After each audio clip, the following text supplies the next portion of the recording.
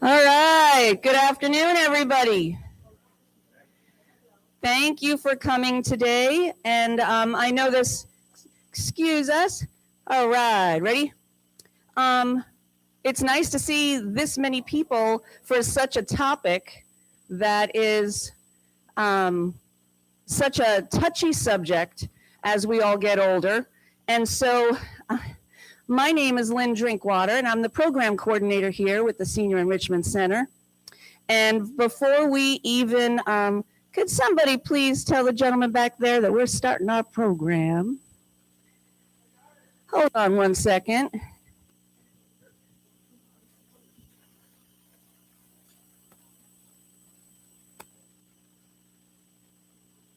Excuse me. That and let me know. Would you mind taking that outside? We're just going to start the program now. Thank you. And while we're on that subject, if everybody has a cell phone here today, if you would please make sure that it's on silent and vibrate. And if you think you've done that and then the phone rings while someone's talking, all you need to do is hit one of the little buttons on the side of the phone, and that will automatically send that phone call to voicemail instead of letting it ring throughout, okay? If anyone's never been here before, out the front doors here and to the left are our restrooms. And I think that's about it for housekeeping tips for that. We want to say a big thank you to Bowles Funeral Home, Garner Law Firm, PLLC, and Mike from Home Choice Network for the lovely lunch that we have here today. So thank you very much. And so now we're going to start our program. So I'm like I was saying before, I'm so glad to see you guys here because it is such a touchy subject. And when Christine Abbott came to me and Alvita Person with this topic, we loved it because this is a topic that's near and dear to our heart, but we always try to figure out who can come and speak and what is the actual content. So Christine Abbott, I've known her for years and years. She is an occupational therapist by trade and a wonderful woman who has seniors' health and safety on the brain constantly. So Christine has done several types of programs here. So she came and did this presentation and we just love it. So she's going to present this, then we're going to give a break. Everyone should have an agenda in front of you. Then we're going to have a couple of speakers. And then the last one, instead of a virtual presentation, she was unable to come for that. So instead, we have a video of her doing the same presentation just last week. And so she's given us the link for that. So without further ado, I'm going to introduce Christine Abbott. So thank you, everybody, for coming. Thank you very much. And I do so appreciate the opportunity. It's so wonderful that all of you are willing to risk this touchy subject and come and hear what we have to say. I do want to emphasize that this program is not about telling you you have to stop driving or telling you when you should stop, but it's about helping you gather information and resources so that you can plan for or think about and make a decision based on what you learn. And of course, Lynn and Alvita and myself, we're always available later on if you have additional questions. So it's a big decision to drive or to go from being a driver to a rider. But you must remember that life is a series of transitions. None of us got here without going through some transitions in life. And it's just so going from a driver to a rider is just one of those transitions, but it is a pretty significant one. And I've just got pictures up there of some of the other transitions in life that some of you might have been through. So let's think first about how to handle transitions well. Think about the transitions you've been through. And accept that change is a normal part of life. Change happens throughout our lives, right? And one of the best ways to handle it is to prepare for it.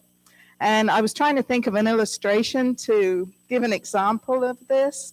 And I thought, well, a woman doesn't find out she's pregnant and then go through 9 months just gaily going about her normal business. And then the day the baby comes, she thinks, well, maybe I should get some diapers, maybe a crib. No, she prepares. And some transitions, admittedly, you can't prepare for because they're unexpected. But for a transition that you know is going to come, you can prepare, and it's always good to do that preparation ahead of time. And to view this transition as a challenge, not a threat. Some people immediately have a very negative reaction when they think about possibly giving up driving. But it's another challenge. The fact that you're all here today, you've succeeded in handling challenges in life, and this is one that you can succeed in handling as well. So remember how you navigated previous transitions, how you prepared, how you got through it, what kind of thought processes you went through.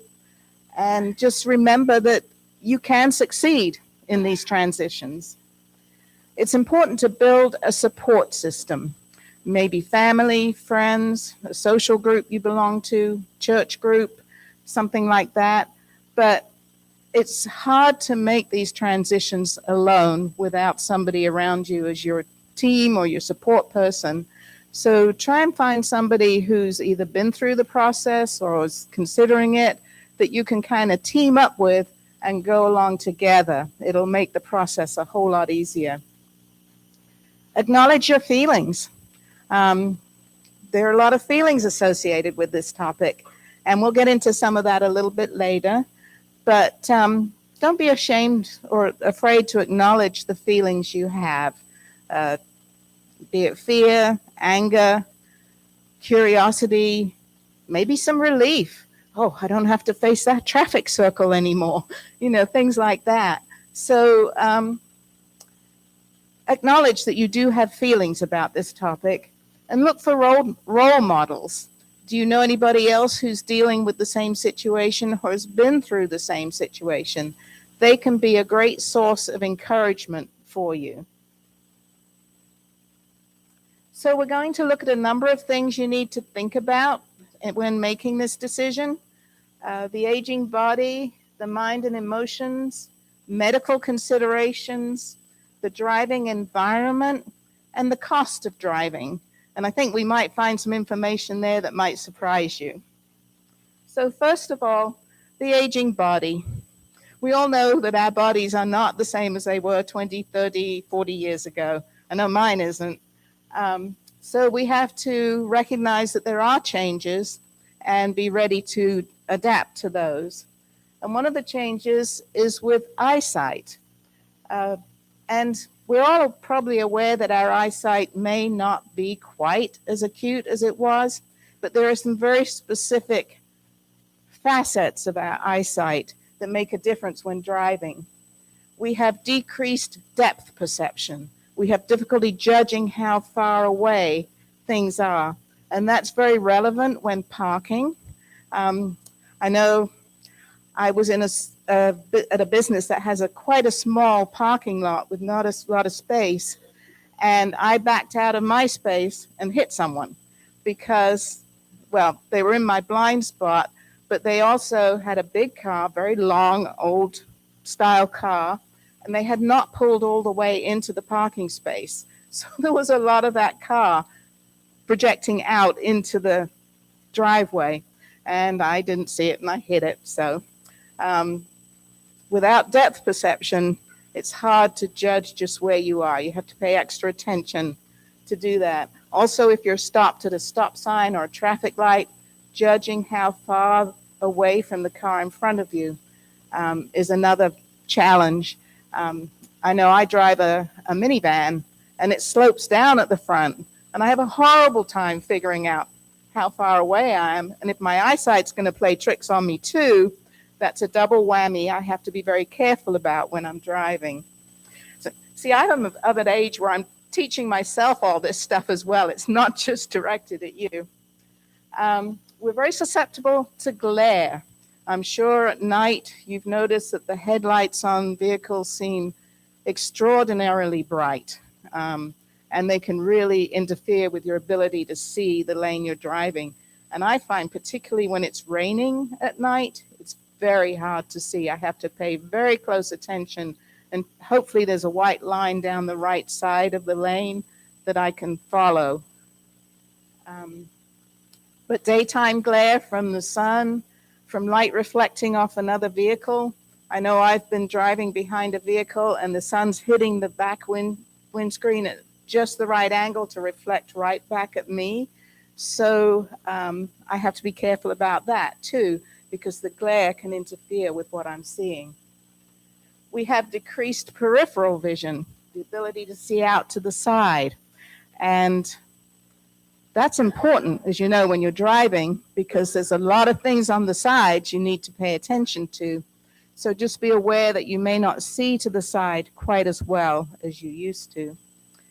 We have decreased ability to adapt between light and dark. So if you leave a brightly lit environment and it's darker outside, you go get in your car, it pays to move kind of slowly, maybe sit in your car for a minute or two, just to help. It actually takes, I'm trying to remember how many minutes, but it's more minutes than you want to just sit there, I'm sure. But at least give yourself a couple of minutes to let your eyes adjust, look around, make sure you're seeing what's in the environment, because our eyes do not adapt very quickly between light and dark when we're older. And we also have decreased ability to distinguish between what's in the foreground and what's in the background. So when there's a complicated view of traffic, road signs, traffic lights, lots of different things, you have to be really sure you're paying attention to the ones that matter and not getting them mixed up with what's in the background. Our joints and muscles, they don't move as well, and we're not as strong as we were when we were younger. And if you have a sedentary lifestyle, you can lose 40% of your muscle mass and 10 to 40% of your joint range of motion by the time you reach 80 years of age. And that's relevant to driving because it takes sustained muscle action, sustained posture in order to stay in a good position in your car. Posture, we tend to do this as we get older, and sitting upright so you can see straight ahead can be a challenge. And later on, we'll talk about a program called Car Fit that does address issues such as that. But I'm sure we've all seen the person driving the car like this, and you think, how are they ever seeing over the windshield, out the windshield? So posture is important. Joint stiffness and flexibility or lack of flexibility, turning your head, maintaining a grip on the steering wheel. Sustained muscle action is actually harder on the muscles than movement. So if I want to, if I'm doing this, my muscles actually tolerate it a lot better than what I'm doing with the microphone, just holding it in one position. And so we do tend to need to just hold on the steering wheel. We have to be able to get our feet from pedal to pedal. We have to reach and manipulate the controls. So we need the joint mobility in order to do that.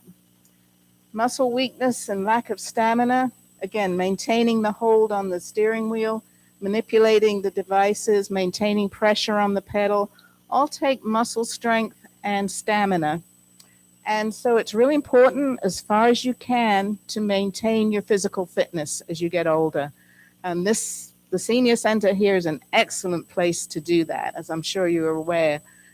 Many opportunities to exercise, to maintain your activity level.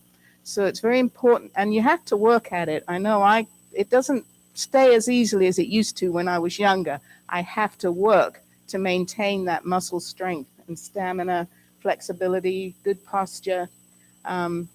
So if you can do that, the more you can do that, the better it'll be on your driving skills. So Car Fit, it's a national program that was developed jointly by by the American Association of Retired Persons, the American Automobile Association, and the American Occupational Therapy Association. And it's an event that's conducted by trained volunteers who will assess how well your vehicle fits you. They don't try and change you, they recommend changes to the vehicle.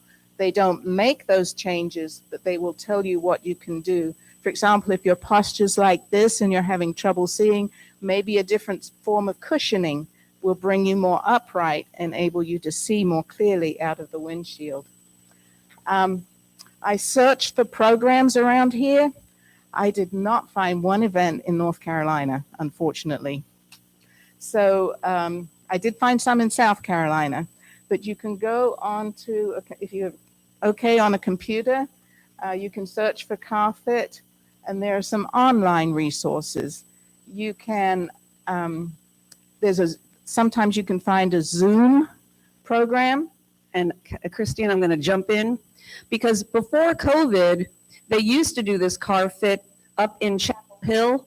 And I actually reached out to them and was planning on having such an event here because our senior center is nice that we have the road, the driveway that comes in.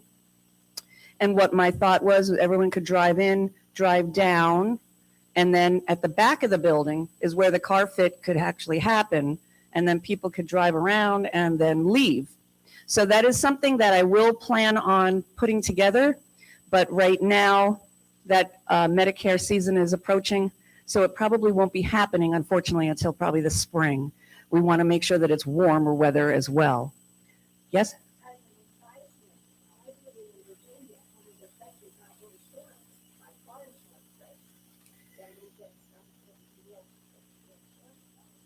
Well, we will have a speaker speaking on insurance later on. So as far as like doing the car fit, you said that if you did that up in Virginia, you did the car fit and then it helped your insurance. Was it the car fit or was it the AARP Alive After 55? The Live After 55? Yeah, that's another thing that during COVID, all of a sudden, that is definitely hard to find a representative from AARP. What they would do is do one, I think it was a 6-hour class, and it was called Alive After 55 or something like that, and they taught safety tips. They didn't really look at your car and how it was, but they did the safety tips. So I will look into those programs, but it probably won't be happening until the springtime. I just wanted to throw that out there since it was timely with what you were talking about. Well, I was going to mention that. Okay, very good. We talked about that. Okay, yes, well, thank you. You're welcome. It would be really nice if we could organize such an event here, and hopefully Lynn's wonderful at pursuing things like that, so hopefully we will be able to. But in the meantime, you can go online. For Zoom workshops, you have to log in at the time the workshop's being done, but they also have on-demand workshops. This, you'll have to they will give you information and then you have to do the application, which makes it a little more complicated. But as Lynn said, hopefully by next spring, we'll be able to actually do an event here, and that will be very helpful too. Hearing. A lot of us notice that our hearing isn't quite as good as we get older. We have generally decreased acuity. We don't hear as well. And especially difficult are higher pitched sounds. Those are usually the sounds that we have more difficulty hearing. When you think about car horns, you think about warning sirens, you think about the warning beeps in your car, they're all higher pitched. So be aware that you may not hear those quite as readily as you would have done when you were younger. And sometimes we hear sound, but it's difficult to distinguish exactly what that sound is. Might hear, because you've got a lot of sounds going on when you're driving, obviously. So picking out and identifying the different sounds and then picking out what's relevant as you're driving is very important. And this is something I find people just don't think about. They say, well, I wouldn't mind, I'd rather be deaf than blind or something like that. But you've got to remember that hearing is so important because it is an all-around 360-degree sense. Your vision, you just see what's in front of you. You can glance in your mirrors and see some of what's behind you, but hearing is all the way around. And we don't realize how much we depend on that to tell us what's going on in the environment.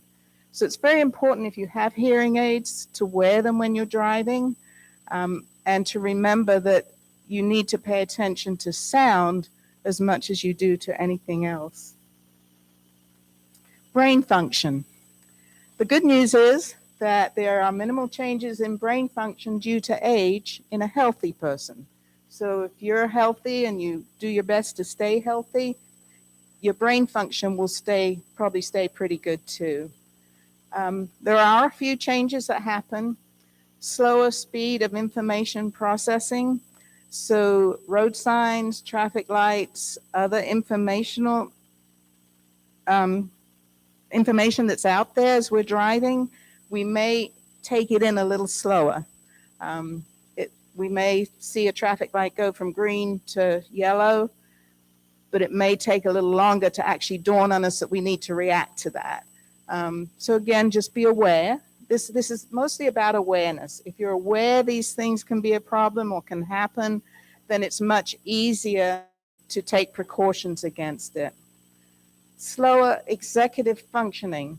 And executive functioning is how we manage our daily activities, how we're aware of what we need to do for the day, how we plan it, how we organize it, how we decide what we're going to do, how we're going to do it. That's called executive function. And it goes above knowledge in the sense that we can know something, but do we take that knowledge into account when we plan actions? So a little slower to focus our attention, to resist distractions, select what to pay attention to. That all is just a little slower as we get older. And a slower response, and this is probably the biggest one that affects driving, is a slower response to novel situations. In other words, unexpected or different situations. And that's probably one of the things we encounter most when driving, because almost every situation and everything is novel when you're driving. The person in front of you doesn't act the same as the last person in front of you.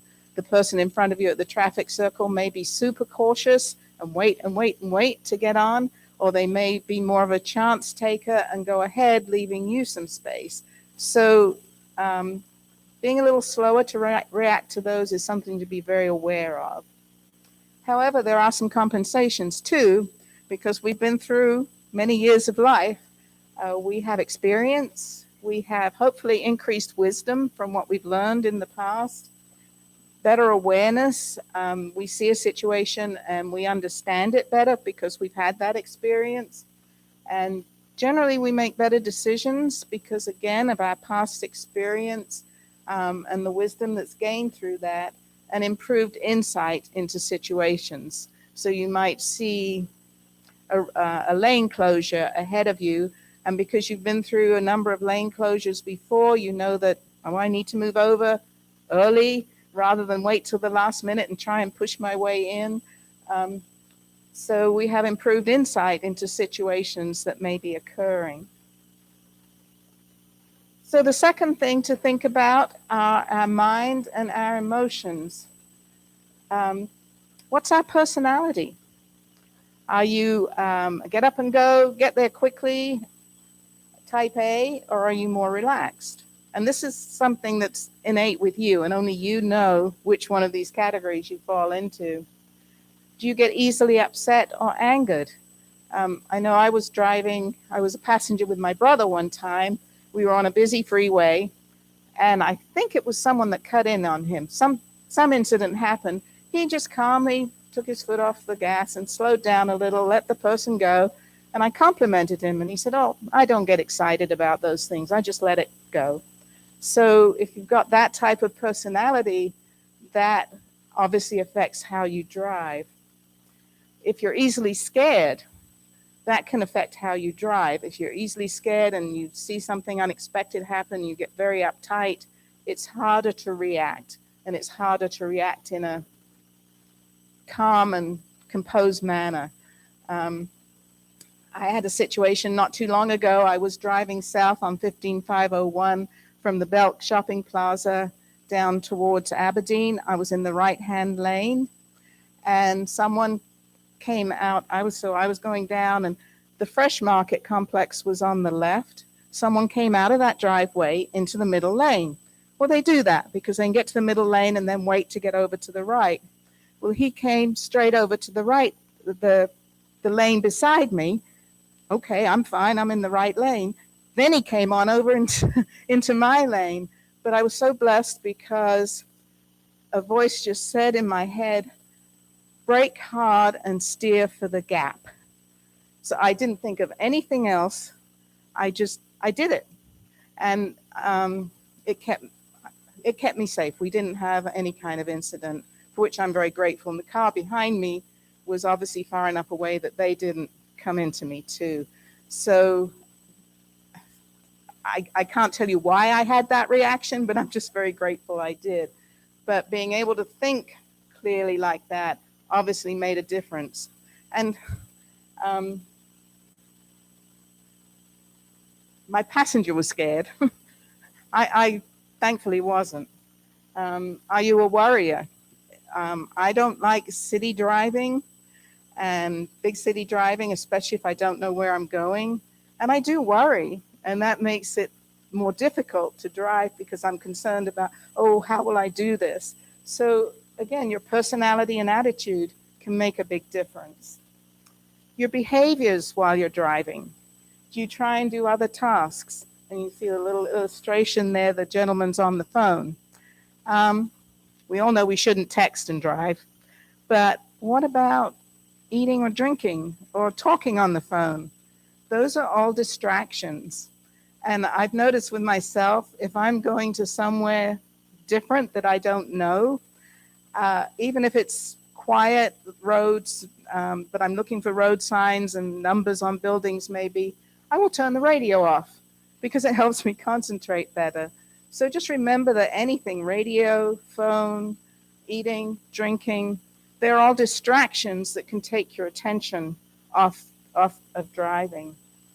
Are you more of a competitive or are you more laid back? And I must admit, a competitive streak, if I'm coming off the traffic circle and headed north towards Carthage, it's 2 lanes, then it narrows to 1. And some people rush down that right-hand lane trying to get in. And I must admit, my competitive nature says, I'm not going to let them, I'm going to speed up. And I have to realize that that is not a safe thing to do. So again, my nature is to be a little competitive in that kind of situation, but I have to guard against that in order to help me drive safely. Tiredness and fatigue. When I've worked a lot in home health as an occupational therapist, which means, and I lived in North Missouri for a while, which were remote, not very heavily populated. So I was out on a lot of country roads, often not very much traffic. And by the end of the day, I could get pretty tired. And I always said I'd never get a DUI, I'd get a DWT, driving while tired, because it was very hard sometimes to maintain my attention and stay alert. So that's something to be aware of too. How tired are you? How fatigued do you feel? And remember that a lot of medications have a side effect of being tired as well. So tiredness and fatigue can be very dangerous for a person that's driving. Medical considerations. If you have a chronic medical condition, diabetes, heart condition, lung condition, an orthopedic condition, arthritis, a joint replacement maybe, neurological condition like Parkinson's, those kind of things can affect your ability to physically manage to drive. Just general fragility. We do get more fragile as we get older. And statistics show that older drivers tend to get involved in accidents less often than younger drivers. However, their injury rate is generally more severe because our bodies just don't tolerate that kind of stress if we have an accident.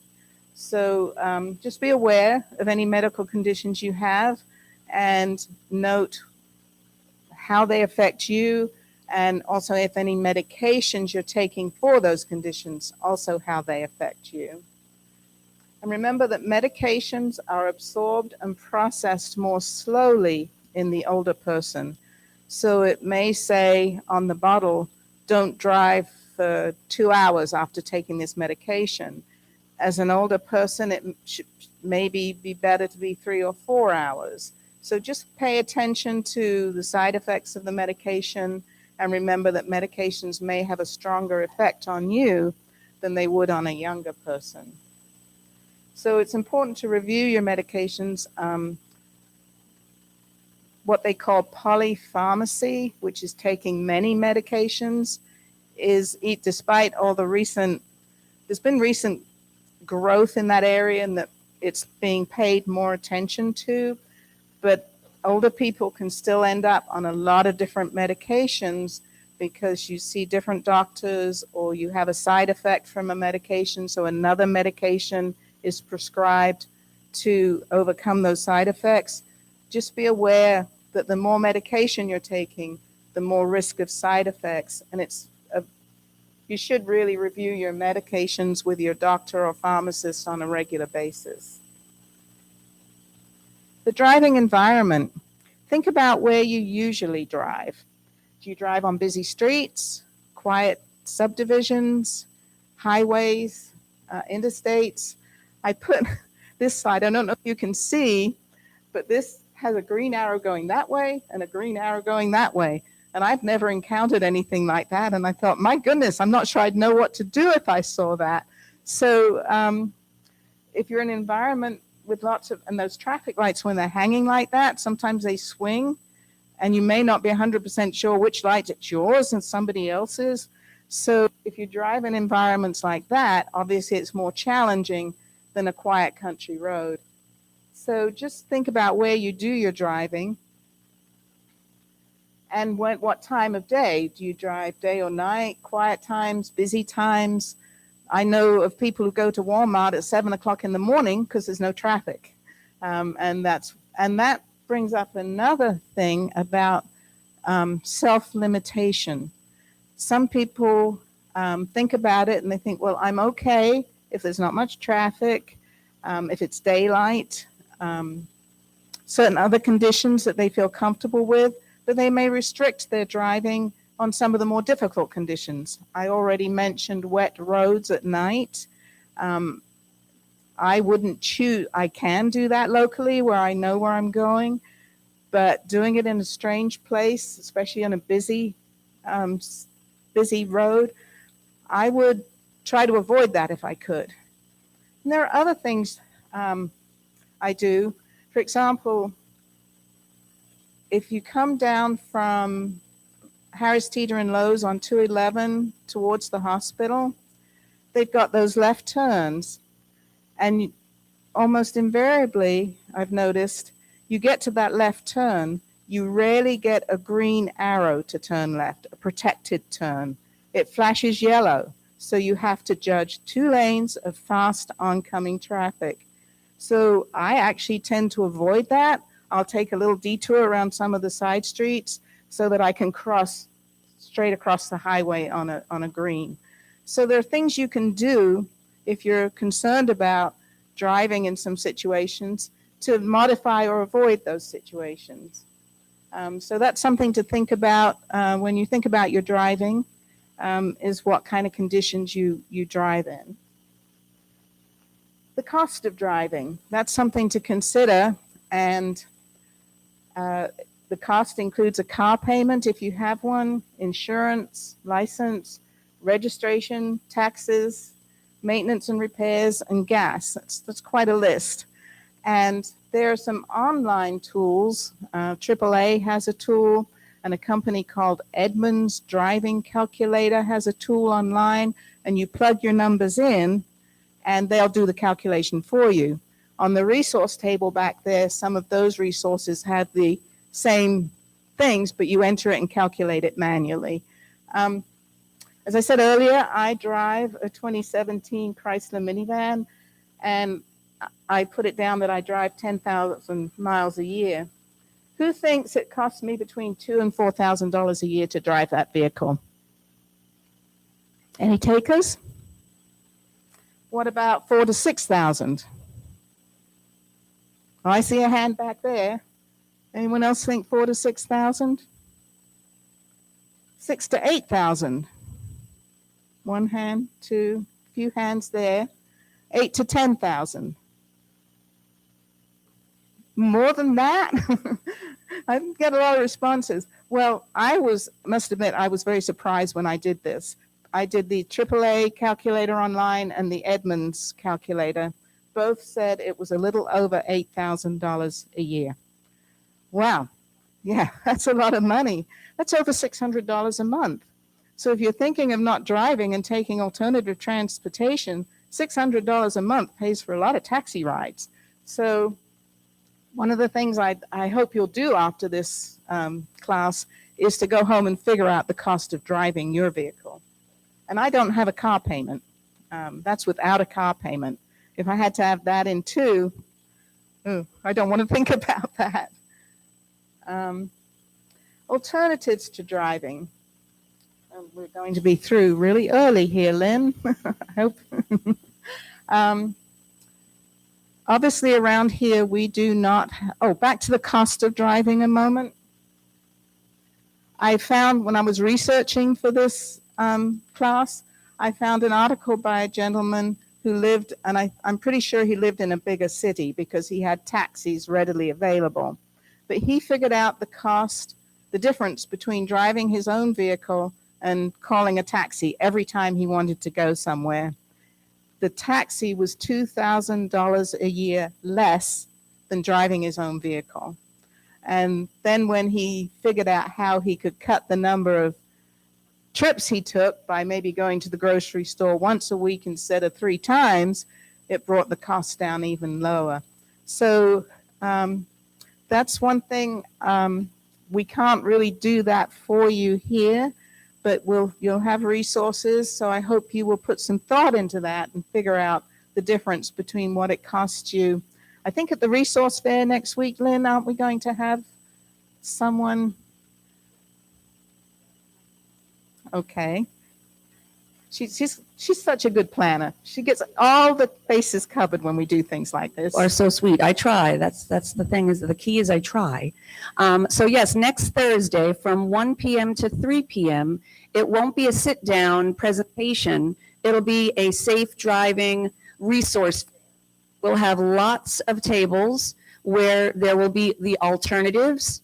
We will also have a representative from the Department of Transportation, which is great because they used to have something called the A-Pine, which is a bus that drives around Moore County and goes to certain places every single day, which is wonderful. They're going to be starting that back up again.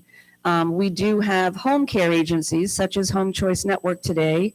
That's something different where taxis and Ubers and drivers will have a lot of them available to you to meet with. They have their own tables. But we also have home care agencies, and home care agencies not only will pick you up and bring you wherever you need to go, but they'll make sure that you're safely in the car and safely in the home. And if you have packages that you're acquiring, such as grocery shopping, they will help you in with that. So there's a difference between the home care agency and a taxi. Yes, Alvita.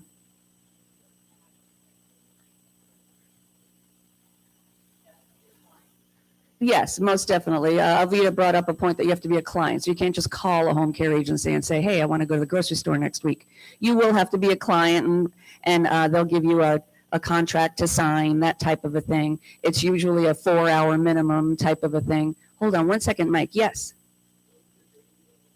It is Thursday, so August 31st, the very last day of August. So it's this Thursday and next Thursday are these two events, and that is from 1 p.m. to 3 p.m. Yes. Well, that's fabulous. Who is it? Is it Sonia? Yes. Very nice. Well, we love Sonia. On good days, right?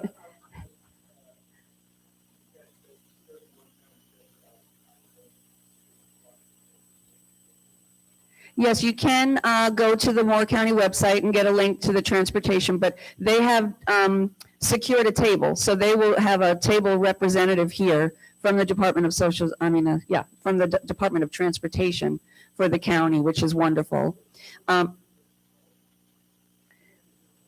Yes, and Mike just brought up a good point. So Mike Schreiber comes here to the senior center and plays cards. He does a lot of things around here. He also volunteers for the AARP tax aid group downstairs, and he's the one that brought together the veterans, the American Legion, and these veterans, thank you very much for your service. American Legion is here with the Yellow Dot program, and so they will be here also next week with the Yellow Dot program. If you're unfamiliar with it, it's wonderful. You fill out a form, your doctors, any allergic reactions to things, what medicines you have. That paperwork goes into your glove box. A yellow dot goes on the car, inside on the windshield, I believe. If you're in an accident, the first responders see that yellow dot. They know inside that glove compartment, I'm going to find your information. It is wonderful if you are driving and God forbid something happens. The only caveat to that is if you're a passenger in someone else's car, of course, your information isn't going to be there. So it does help to have some of that information in your own wallet. But they do have that yellow dot information today. We do have tables worth of other information. But to go back to the fair next week, so not only the Mike will have a table and veterans will have, American Legion will have a table, but then the taxis, the Ubers, whoever is available, whoever answers their phone and has time to set up, they will do that. I was also going to say, if after your presentation, if people have questions, what I would like to do is walk around with the microphone to give it to you so that you can ask a question and everybody can hear it. Okay? So whenever you're finished, I'm ready to. Okay, thank you. There's a lot of information. When I was researching for this class, the National Aging Organization, the government organization, the National Transportation Safety Board, AARP, AAA, lots of organizations have information, and it was kind of hard to sort it all out and narrow it down to what was the most relevant. But if you're interested in researching, you can go online and just search older drivers, and you will find a wealth of information out there. So alternatives to driving, and this is in this area can be a challenge. We don't have taxis outside every building waiting for rides. Often family and friends are the most readily available. And some people say, well, I don't want to be dependent on other people. But if you think about it in terms of, okay, they like to go out and eat, I like to go out to eat, or we like to go out and eat, can we go together? Can we give them some gas money? Can we take them out to lunch? So there's a back and forth that you can do that will help them as well as help you. Taxi, I don't know if Uber and Lyft are available around here. Uber used to be. I don't know if they still are. I've not heard of Lyft being available around here.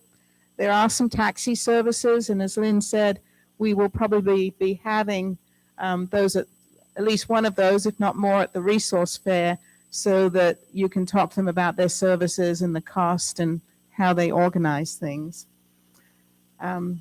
We don't have much in the way of public transportation. The transportation services through Moore County, I don't know a lot of details about that, but they again will be here next week at the resource fair, and you can learn, or you can go on the website, Moore County website, and learn about their services. So joining others for errands or outings, check services available through home care, like we mentioned. Again, you have to be a client of the home care company, and there will be other services probably needed besides just transportation. And you maybe there's someone at your church who would volunteer to be a driver. Oh, there was something else I was going to say. That's gone. Sorry. But like I said, do check the costs of these alternatives, and you might be surprised. There are things too. There are companies like Kirk Tours, and they will do day trips out around to places of interest, maybe pottery country or the glass blowing place at Starworks. Wineries. Winery, well, yeah, and that's a good way to do wineries. Also, the Sandhills Trolley Company, and they do kind of a round robin. You'd have to get to where they start their little tours, but they have themed tours. But I think they did a 50s one recently where everybody dressed in their 50s clothes, and they went, it was probably like they went to breweries and wineries. And they will have a table here next week as well. Oh, good, good. So they do interesting things. So you can, I think one of the big concerns that people have if they think about not driving is, what am I going to do to enjoy myself? How am I going to continue to have fun?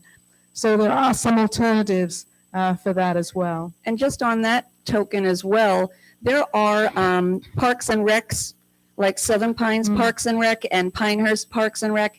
They plan a lot of outings, day trips down to Myrtle Beach, overnight stays, just like Kirk Tour does as well. I found one in my inbox the other day that I really would love to go to. It's not a bus tour. It's a trip to Italy next year with the Campbell House. Imagine everybody loving art and everybody going on a wonderful trip together, especially to Italy. But anyway, so there's a lot of alternatives out there. And like Christine was saying, I live on a circle, and when I first moved out here, I was the youngest one on the block when I was in my 40s.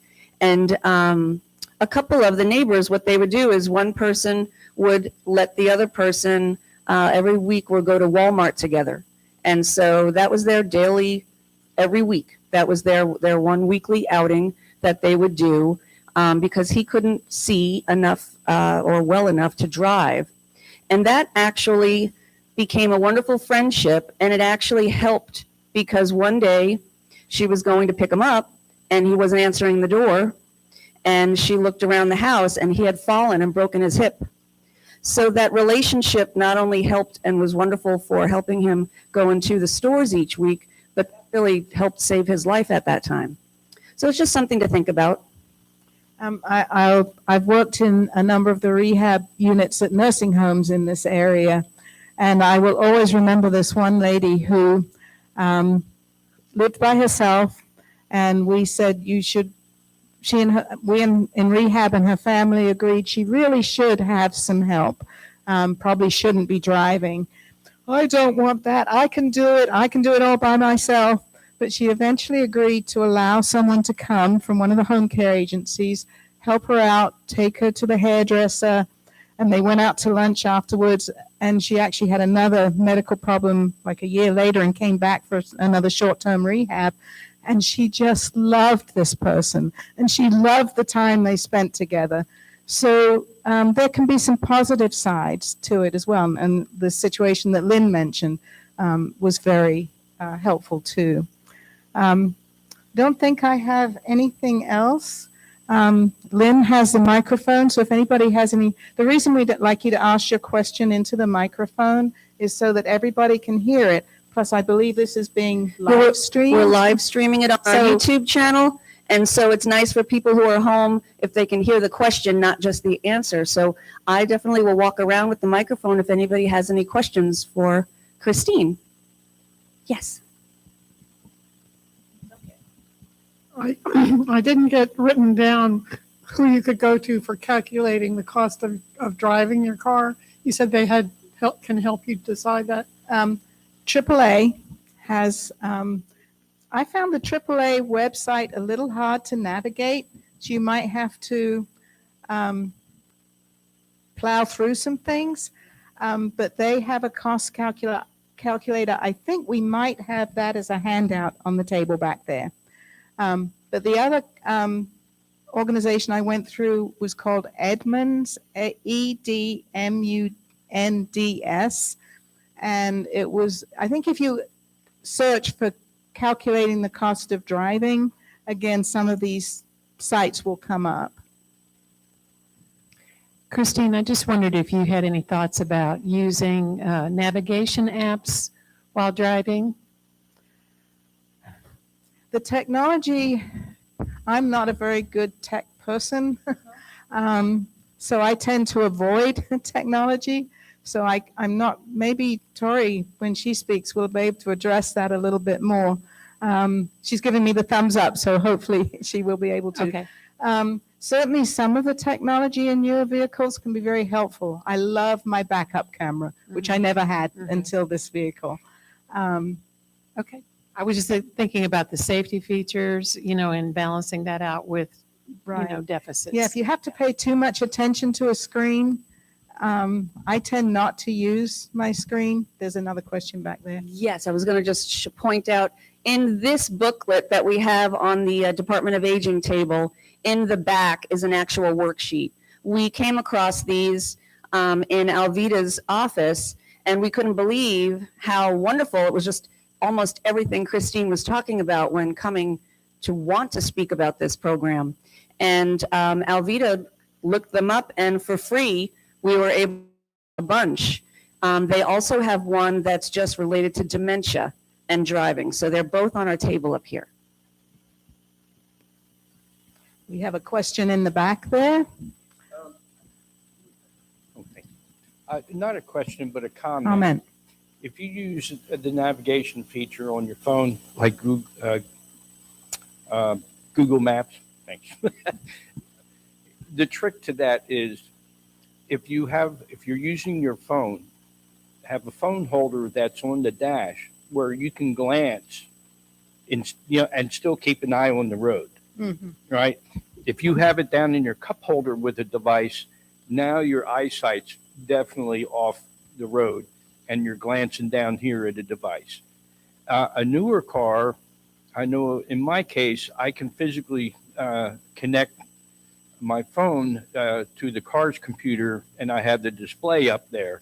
And again, if you can get the display to be, in your line of sight as you're driving, that's the best thing you can do. And in addition to that, do some route study before you go on the trip. All right, because these small screens do not give you the big picture. And next thing you know, you're over there trying to manipulate the screen to see, well, okay, I need to go another 10 miles to get to highway such and such. So if you do a little route study before you go, that helps minimize the distraction of following Google Maps. The other thing is you have to look at the settings on Google Maps as well. I learned this a couple of years ago traveling to Michigan. By default, at least on my iPhone, Google Maps avoid toll roads that feature was on by default. And I wound up going through the coal country of West Virginia as a result of that. And I had called my wife once I got a signal. I said, honey, how the hell did I get here? Well, she discovered that feature was on by default on my phone. So a little bit of prep, and again, having that display at eye level or as close as practical helps minimize being distracted while you're driving.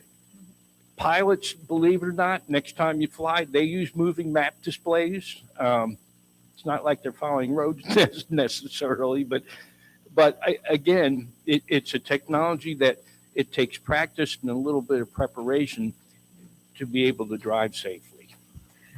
Yeah, I remember one incident when I went to North Carolina State University, and to get back onto US 1 coming south is complicated there. I was able to go on Google Maps the day before, look at how the roads were set up, look at where the turn was, look at how the roads came together. And so when I actually got to drive it, I knew what to expect. And that was a huge relief to me because I'm not a confident city driver. Got a question? Just a quick question. I think you mentioned if there are day trips through the Southern Pines Parks and Rec. Is that what you said? Okay. Okay, thank you. And probably Aberdeen as well. Probably most of the town parks and recs have outings. And we have a question back here. My son has a program that he puts on our phone on our car when we travel, and I don't know the name of it, but it says things like, in 0.6 of a mile, turn right on Dogwood Lane. That makes a lot of difference. Mhm. And also, everybody in here should belong to AAA because we're getting too old to change tires and pump gas. Yeah, But AAA has a thing called a triptych, and you tell them Mhm. the address you're leaving and the address you're going to, and they'll give you how many pages to take, and it tells you mile per mile. And the advantage of that is overlooking at a regular map. Their computers know where there's road constructions, speed traps, and things like that that you want to avoid. Mhm. And Thank you for that. Is that any other questions? All right, well, I think oh, yes? Oh, sorry. I didn't turn to the way back of the room. Yeah, Mike's from representing Home Choice Network. Thank you. This isn't a question, comment. I was listening to several of the questions about driving in Uber and Lyft, and that you have to be a member of a home care agency enrolled before you can use the transportation. That's part true, but we will do it for a day trip, like one time. And the community standard has been for almost the last 7 years in Moore County, medical standard is if you're sedated, you have to have a person present at all times during that procedure. And that's an advantage of having not necessarily just Home Choice Network, but any home care agency. That person that drives you there stays with you. And depending on your comfort level, we routinely go in with the permission of that client and sit with them when they explain what the post-op is, what the post-procedure is. Because if you're coming off sedation, you may not always register it as you think you do. And then when we get you home, or any agency gets you home, as they're saying, we physically get you in the home. We get you situated. Any meds that you have, if you brought with you, they're put where you can get them. And if necessary, we will routinely phone a family member or responsible person, say, hey, Mary made it back home. She's fine. And here's what the doctor said she should be doing for the next 3 days. So it's not just transportation or the home care agency. It's a service, but we can do it just one time. There's no obligation beyond that one trip. Thanks for that clarification. And yes, that is a wonderful question that we do get with Moore County for the medical transportation that we have available for seniors over 60 in Moore County. The medical transportation will pick you up and bring you back home. But if you are signed up to have an outpatient surgery, they will not do that because doctors' offices will not release you and sometimes will not perform the procedure unless there is somebody with you that is going to be able to take you home. So that's a perfect point that Mike was just making. So without further ado, so it looks like we are finishing on time, which is perfect. So now we're going to give everybody a 10-minute break. Feel free to walk around, get information from the tables, and in 10 minutes we'll be back here, and Deputy Victoria Price will be up next speaking. And thank you all once again. Out the doors to the left are our restrooms, and we certainly can come around and clean up the tables. You guys don't have to, but thank you very much. We'll see you in a few minutes. And I want to say thank you too. Thank you for letting me do this presentation.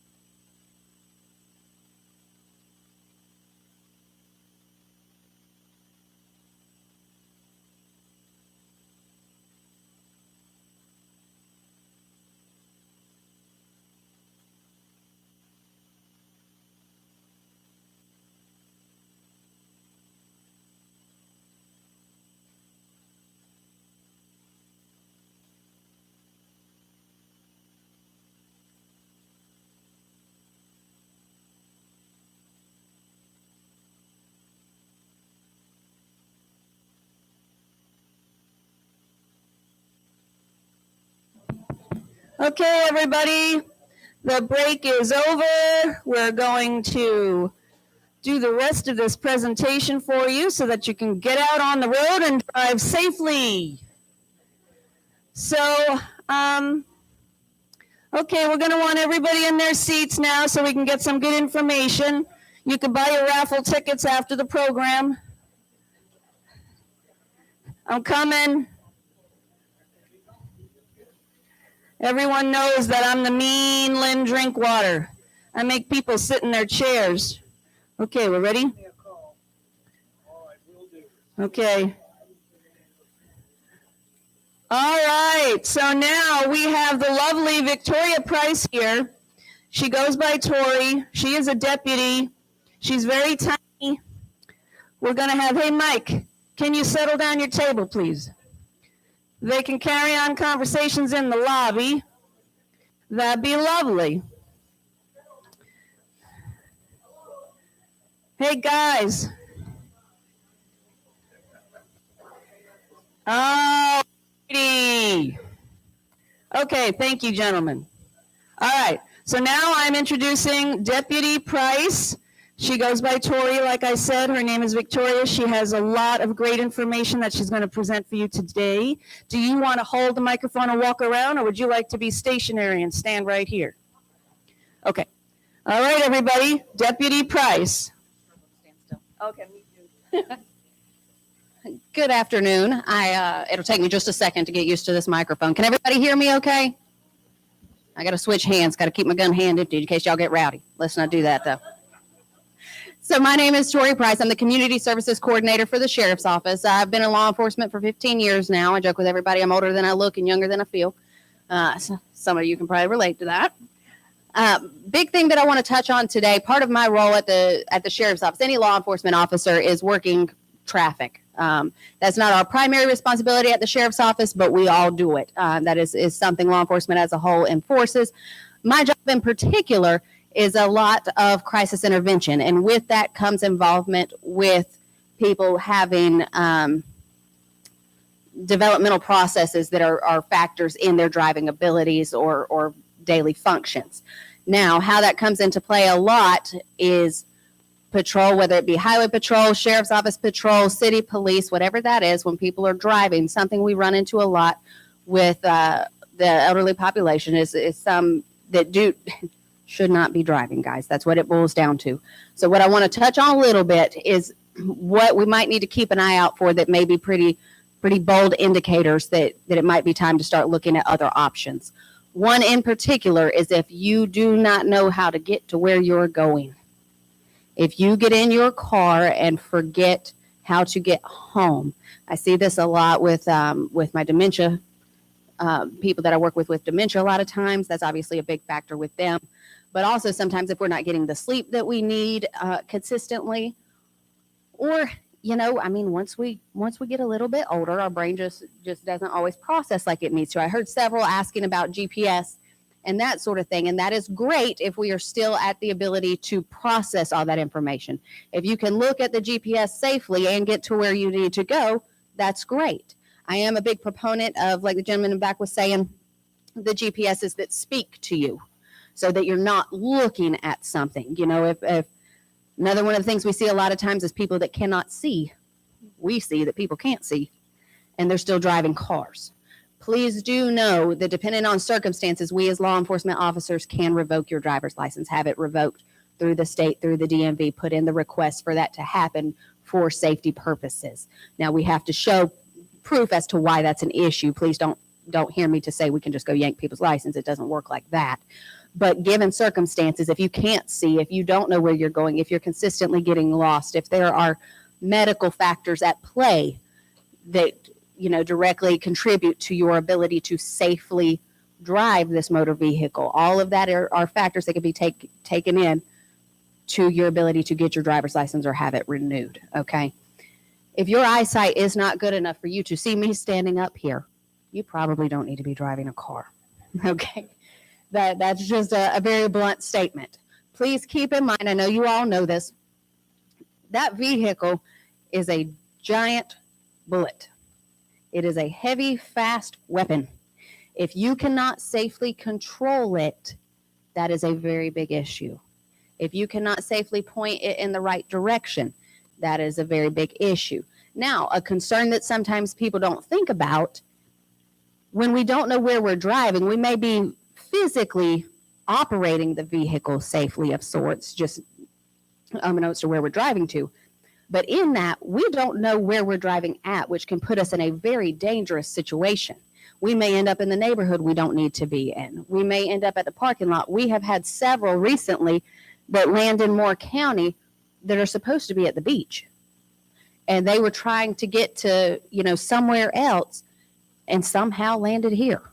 And then they're calling from the Food Lion parking lot. They're calling 911, or either their family has called a local, police department from wherever they were supposed to be and put out what we call a BOLO, be on the lookout, for a license plate in a car. And then we find them and talk to them and say, sir, where did you think you were at? And they have no idea. Guys, that is something you have to be very honest with yourself about. We have to be very honest with our family members about. That is simply not safe. Even if we can still see and put our hands on the wheel, if we're not processing where we're driving to, we need to take that into heavy consideration. We do not want to land somewhere that is not safe for us to be, or well off the path we were supposed to be on, which then, it's like, how did we get here? Who's going to come get us? How do we get back? All of those things play in. As far as driving as a whole, I don't know why this seems to be a trend with people maybe over the age of 70, that if they feel they have done nothing wrong, they do not stop for blue lights. I have been in a car chase, guys, a very slow speed car chase with an elderly gentleman who simply would not stop because he didn't feel he had done anything wrong. That was the situation. Now, joking aside, he was being pulled over for suspicion of drunk driving. I don't know if any of you know this, but if your blood sugar starts dropping, if you're having some sort of medical episode, that will present in a vehicle, and in person, to be honest with you, as impaired driving, because your body is losing its function. It's losing its ability to control itself. You're not seeing straight. You're certainly not going to drive straight if you're not seeing straight. And he was actually having a medical episode that caught my attention, thinking he was impaired. But his response was, I saw you. I didn't need to stop. I had done nothing wrong. If you are unaware of the traffic laws of the state you're in, you might not need to be driving. That is something that can be incredibly dangerous. That turned into more than just little old me getting him out of the car. And that's something we don't want to see happen. Okay. It is a very tough time.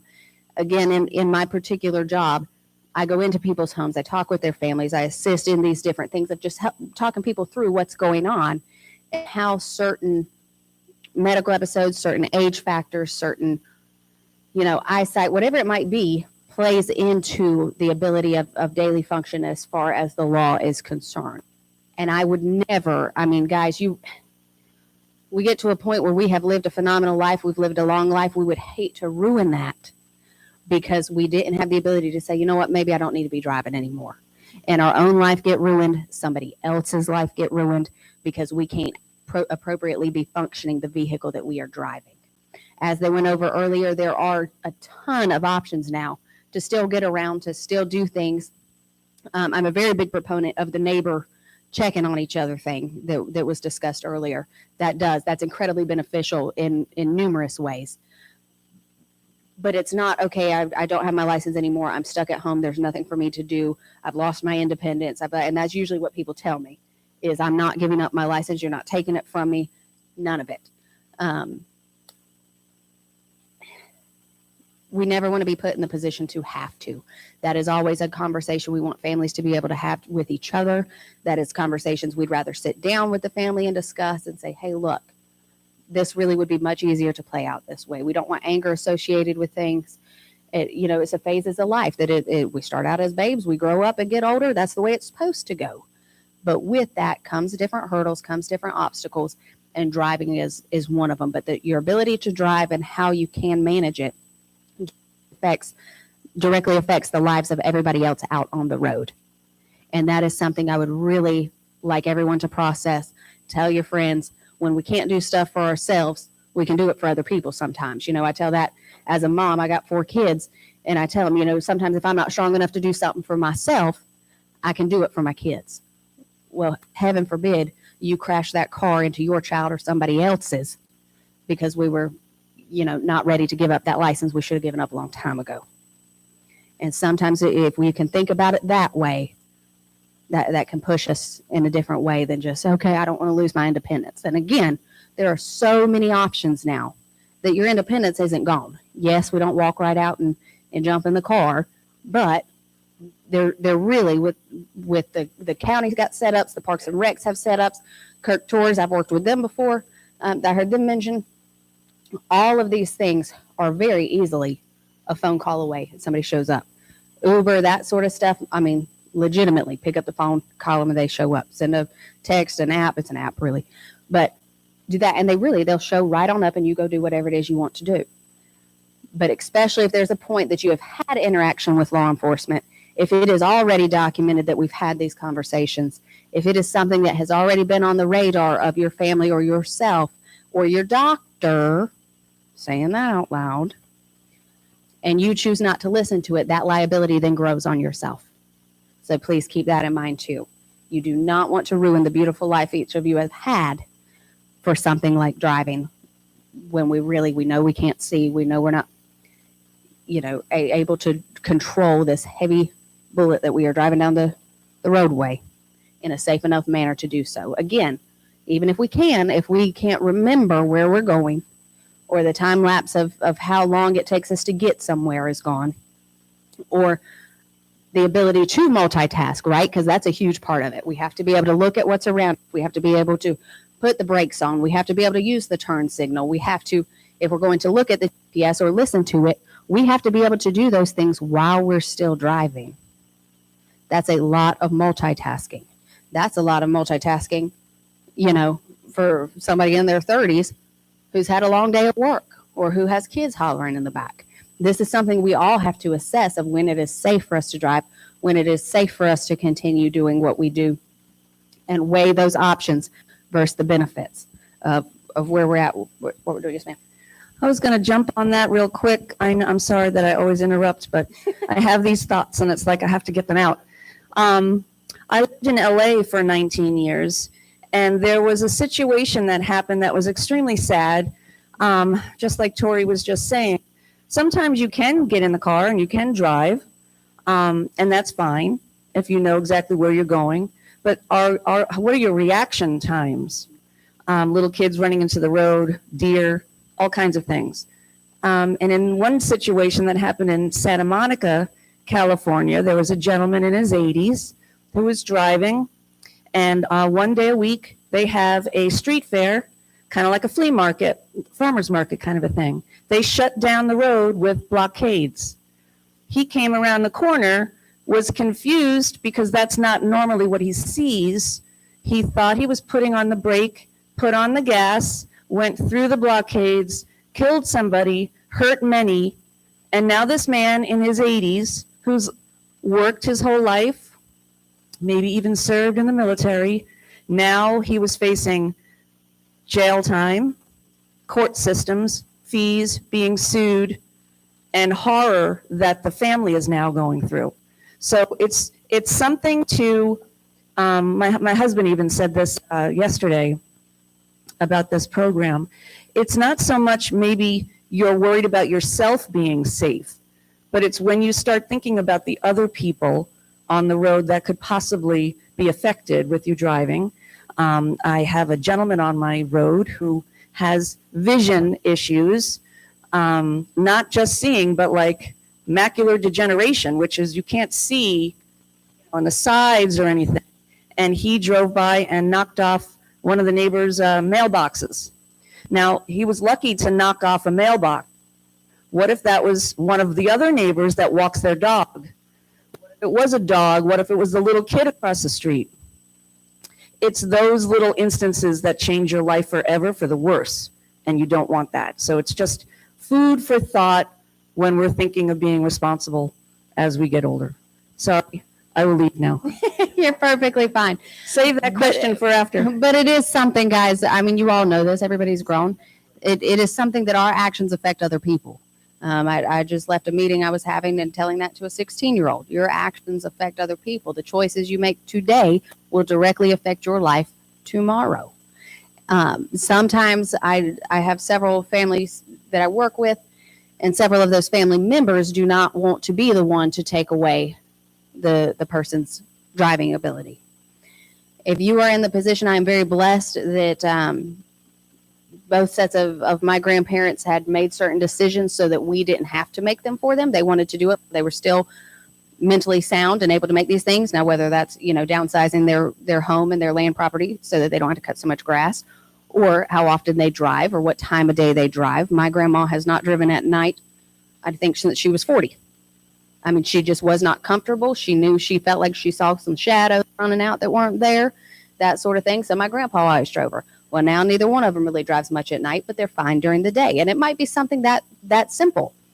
But if you're able to make certain choices now and have those conversations with your loved ones now, giving them certain permissions to help them feel better when you may or may not get to that point, I would highly suggest that as well, because there's a lot of pressure on family members to have to engage in certain ways, whether it's health services or driving abilities. Those are two really big ones I work with a lot, that they feel it's not their place to make certain choices, but we are at a position that somebody's got to make the choices and the person is not capable of making them themselves, if that makes sense. So hopefully I touched on a few little things, but please, guys, be very real with yourselves, be very honest with yourselves, be honest with your family, your friends, whomever may need to hear this conversation, and make sure that you are fully aware. Those reaction times Lynn was talking about, that's major.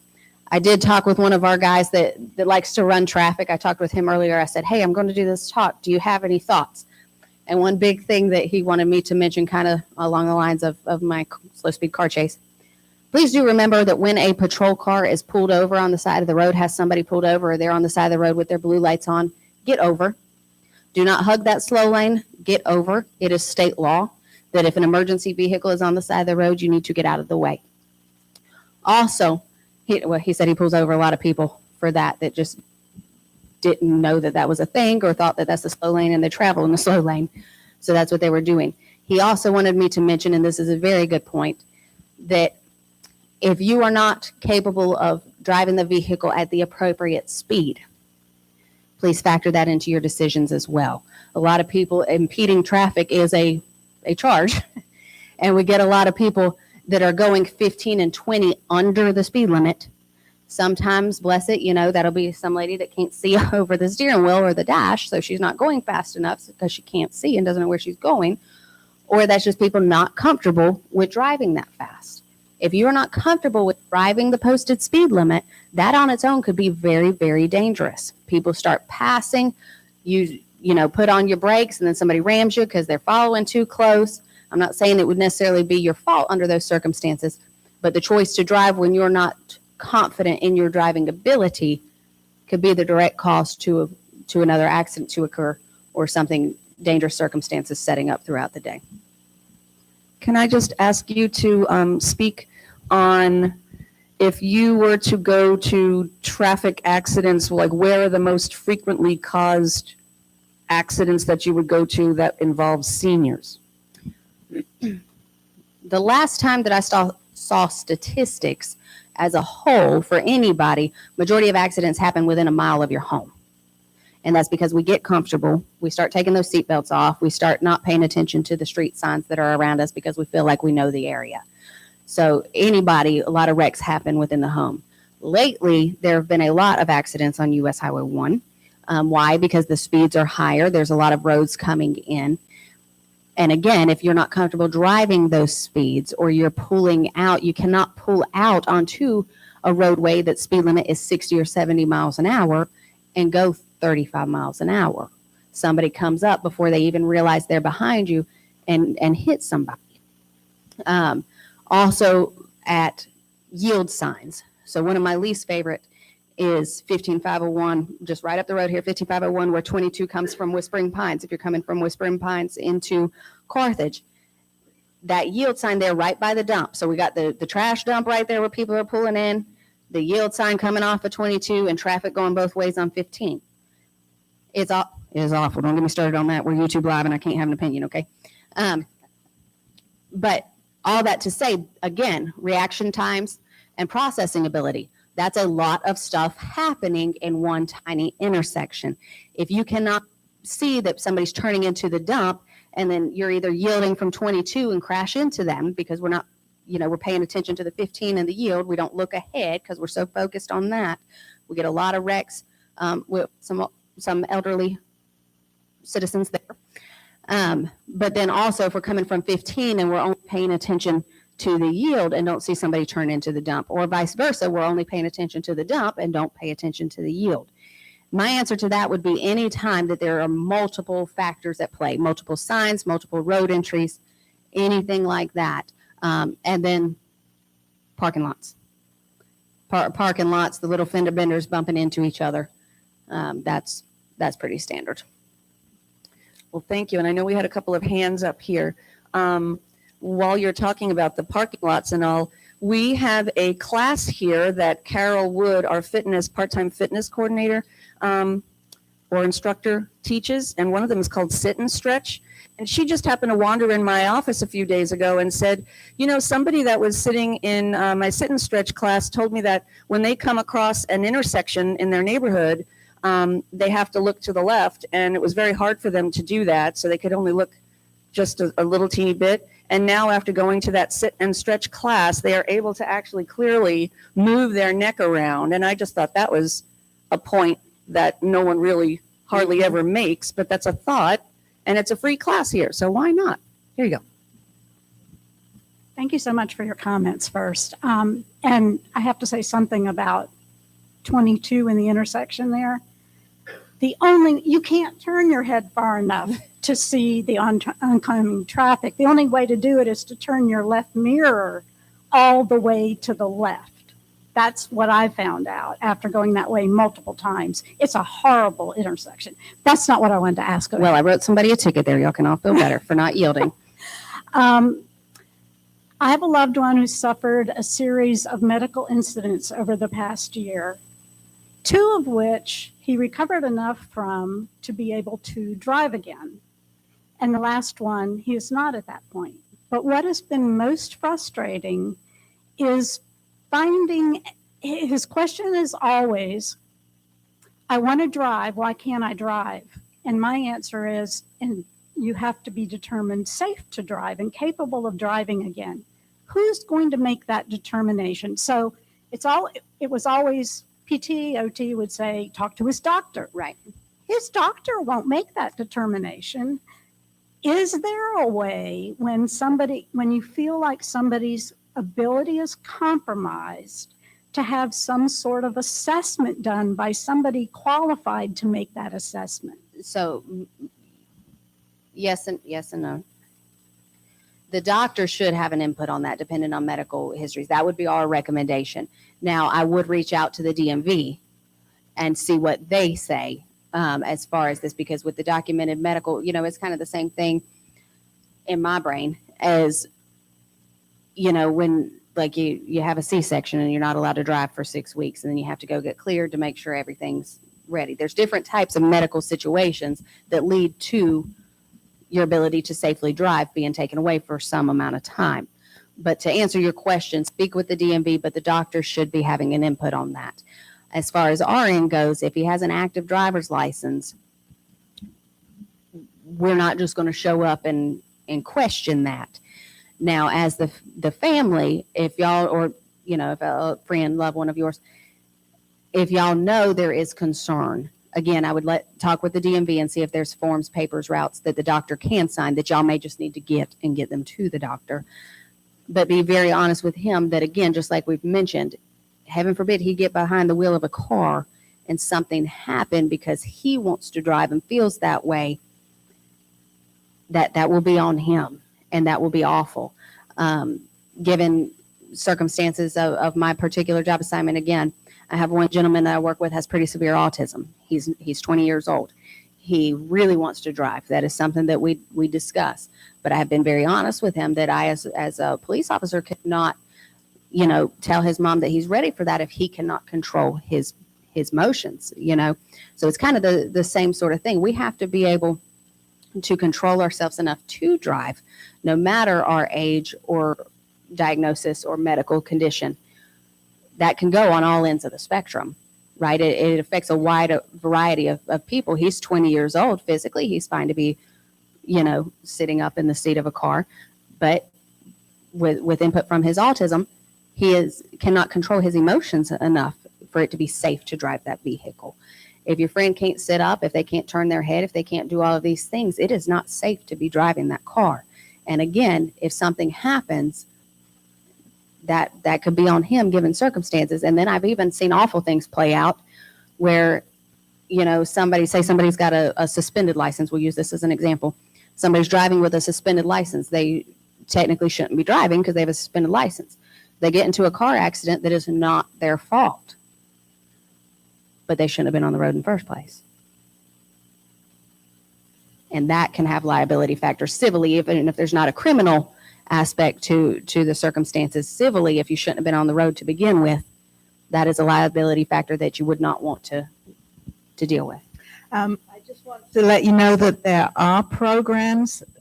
There's one in Winston-Salem, there's two in Durham, I think, and one in the Raleigh area, where certified driver rehabilitation specialists will actually do a driving evaluation. These are usually occupational therapists with additional certifications. I know we'll have that information next week on the resource table. Oh, the same. I think the lady who's doing the presentation there is a certified driving rehab specialist. So there are places where you can get a driving evaluation. Perfect. Sorry. You're fine.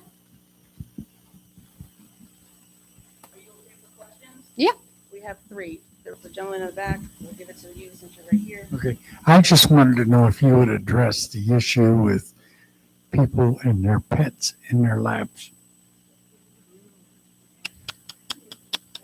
Moore County is very sensitive to their pets. That is distracted driving. If your animal cannot be safely in your lap, I mean, I would argue put them in the seat beside you or the seat behind you. There are a gabillion dog, cat, rabbit holders for cars now that, little Scruffy doesn't have to be in your lap hanging out the window. And again, that also very much be a factor that can be worse than somebody sitting there texting on their phone. You know what I mean? Everybody gets all up in arms about people texting on their phone or talking on the phone, but then it's those same people that's got Scruffy hanging out the window and jumping on their lap, running across. That is distracted driving. If anything is in your vehicle or in your way that distracts your ability to fully pay attention to what you are doing, that is distracted driving. And yes, that includes swatting at youngins in the back because they can't act right. Yes, ma'am. Yes, I moved here a few years ago from Massachusetts, and my husband had dementia. And during one of his doctor's visits, the doctor asked him, "Are you still driving?" And he said, "Yes." The next thing I knew, a few days later, he got a letter from the DMV and saying that his doctor had thought it would be a good idea if he take a driving test. He was still enough aware that he knew he would pass a driving test. I mean, he threw the thing down on the floor. He was very angry, but that was one less big thing I had to take away from him. Yes, ma'am. A series of taking things away. Yeah. But so the doctor will do it. In Massachusetts, they do. I never knew that. I didn't even know it was going to happen, but that was a huge, huge help. Yes, doctors can definitely have an input into that if they know, because that's a liability on them of sorts too, if they know somebody's still driving. And like you say, it's not them yanking it, it's them referring. Yes, sir. I've got an unrelated comment. As a veteran, it always bugs me when people say this to me, but I'm going to say it to you anyways. Thank you for your service. Thank you, sir.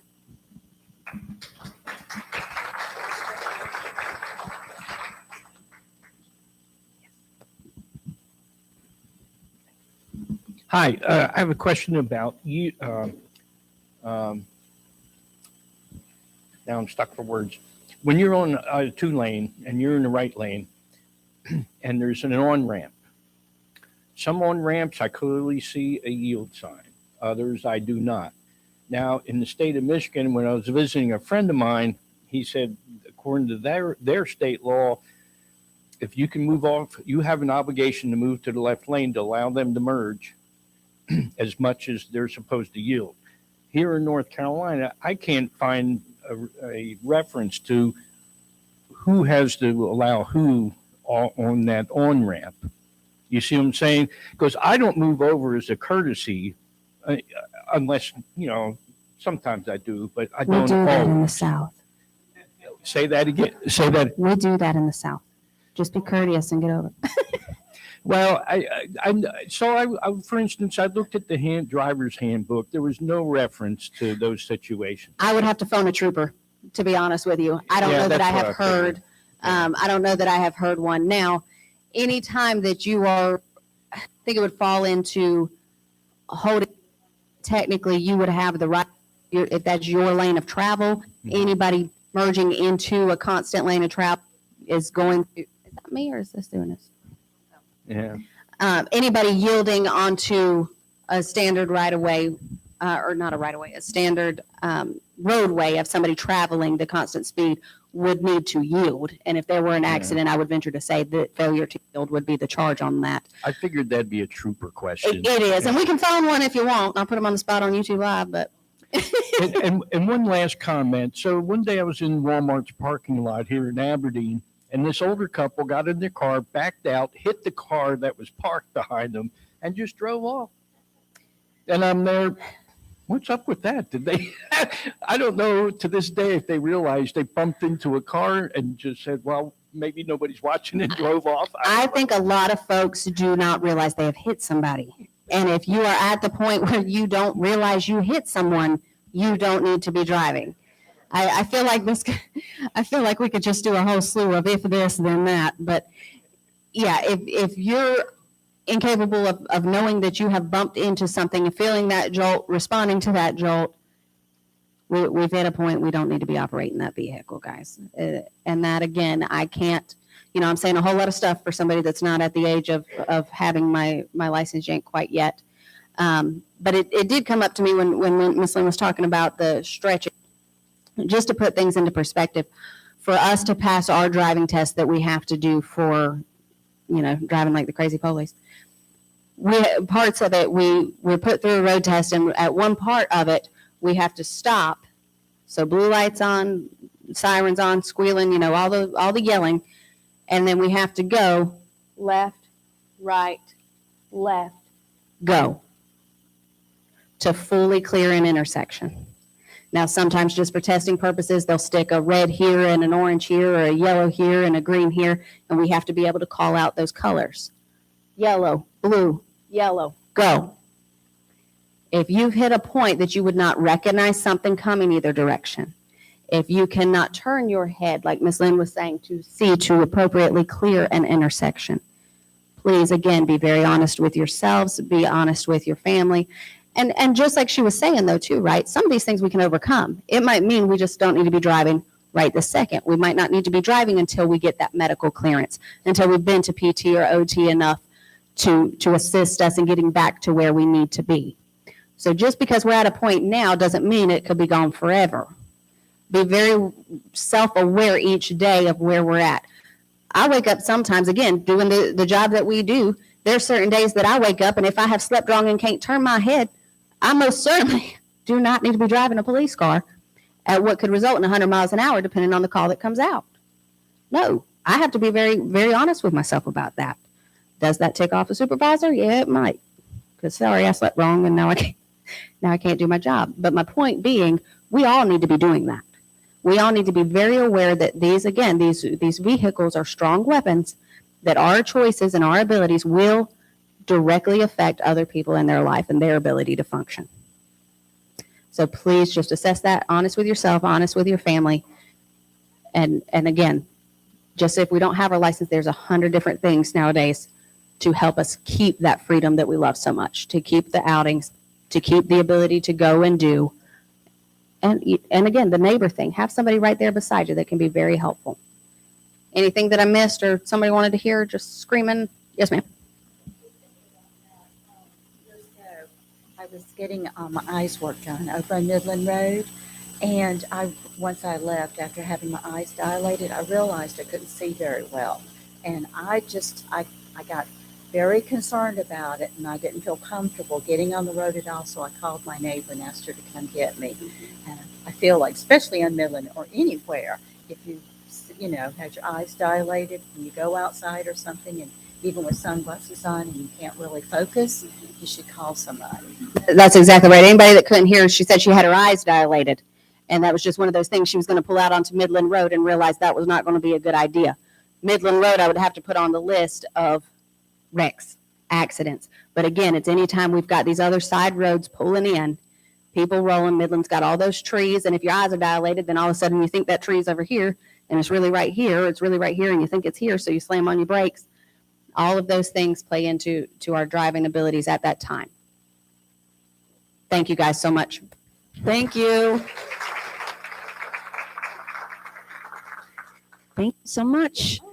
All right, so so now we're going to have Ward Rowland speak with State Farm Insurance. Christine Abbott knows this gentleman, and when we were putting this program together, this is the first time I have met Ward, was just today. So thank you very much for coming, and he's going to do a little presentation right now. So here you go. Okay. Can you hear me without the mic? Oh, good. Oh, he said no. Tough.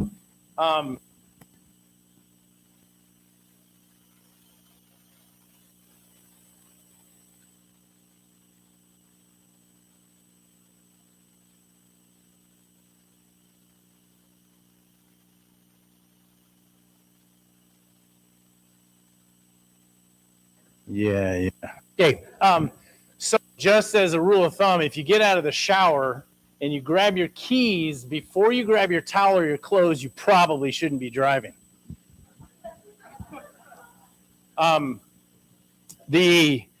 Also, she was talking about distracted drivers with dogs and animals in your lap. I hear in county the fine is doubled if it's a cat. Okay, because that's what the glove box is for, right? Okay, all right. Sorry, maybe I should have waited on that one.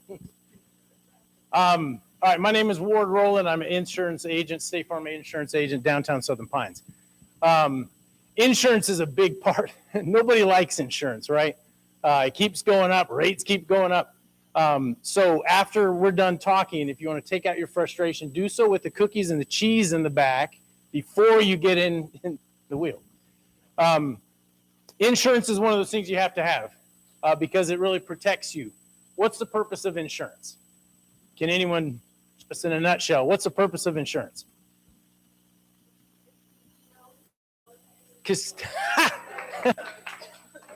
Thank you. No, it's not. It's for your protection. Okay, yes, but not primarily. Okay, what's anyone else?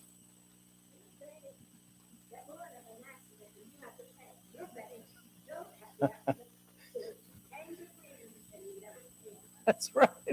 Wow. There's this bitterness vibe coming out of here.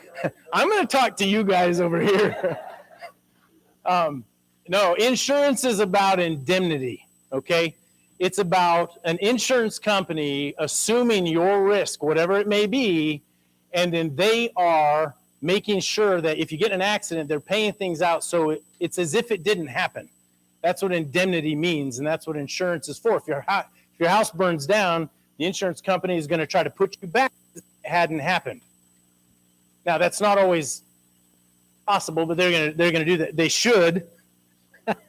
They should do it. Now, with insurance, there's a lot of laws, there's a lot of wording, a lot of legal jargon that goes on in these policies, which can be very frustrating. But ultimately, insurance is to protect other people. And you want to be protected yourself, but it's protect other people from you. Now, when I say you, from me, from everyone in here. If you get in an accident, your liability coverage is not for you, it's for the other person if you're at fault, okay? Liability is probably your biggest component of insurance. One thing you always want to check out is look at your policy. What kind of liability limits do you have? Do you have enough insurance? And that's important because that's protecting you, it's protecting your assets, it's protecting your retirement, it's protecting your money, okay? Liability protects other people if you're at fault, okay? Now, here's the kicker. In North Carolina, it's either 50-50 or it's 100%. So if it's 100% the other guy's fault, or it's 100% your fault, or it's 50-50. There's no other option, okay? So the state has it set up. So even if you were 99% not at fault, that other guy was just 1% at fault, that means both insurance companies are paying for their own vehicle.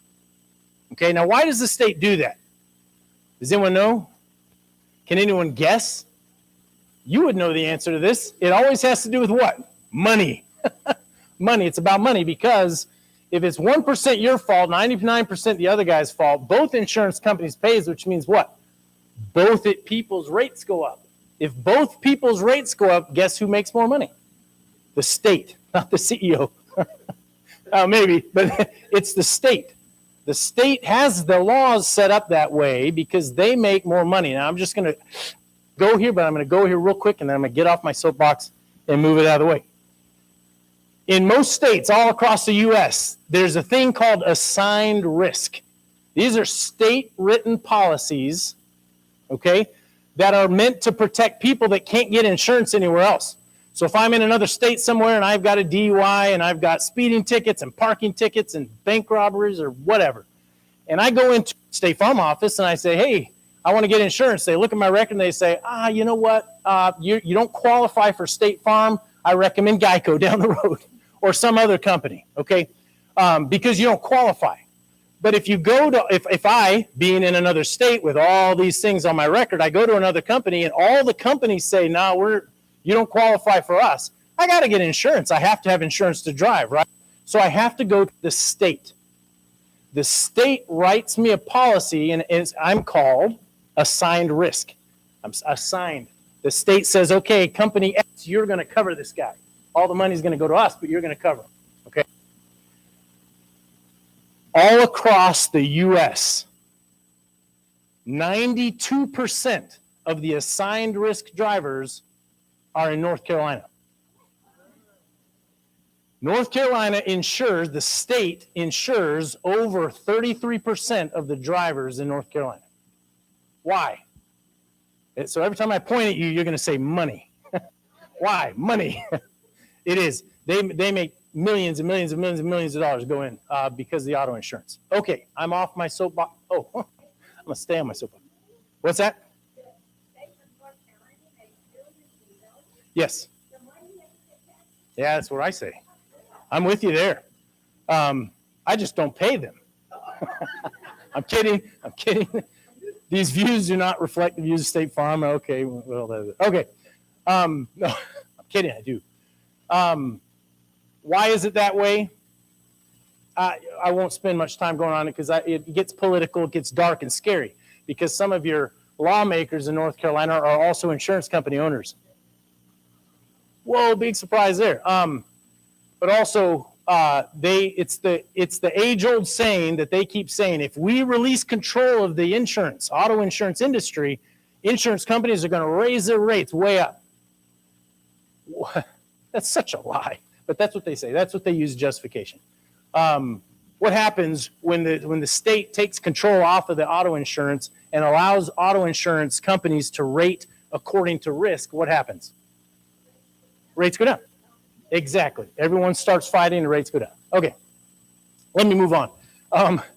Auto insurance. There's different components of auto insurance, and I just want to talk to you a little bit. We talked about what insurance is for. I want to talk about the coverage.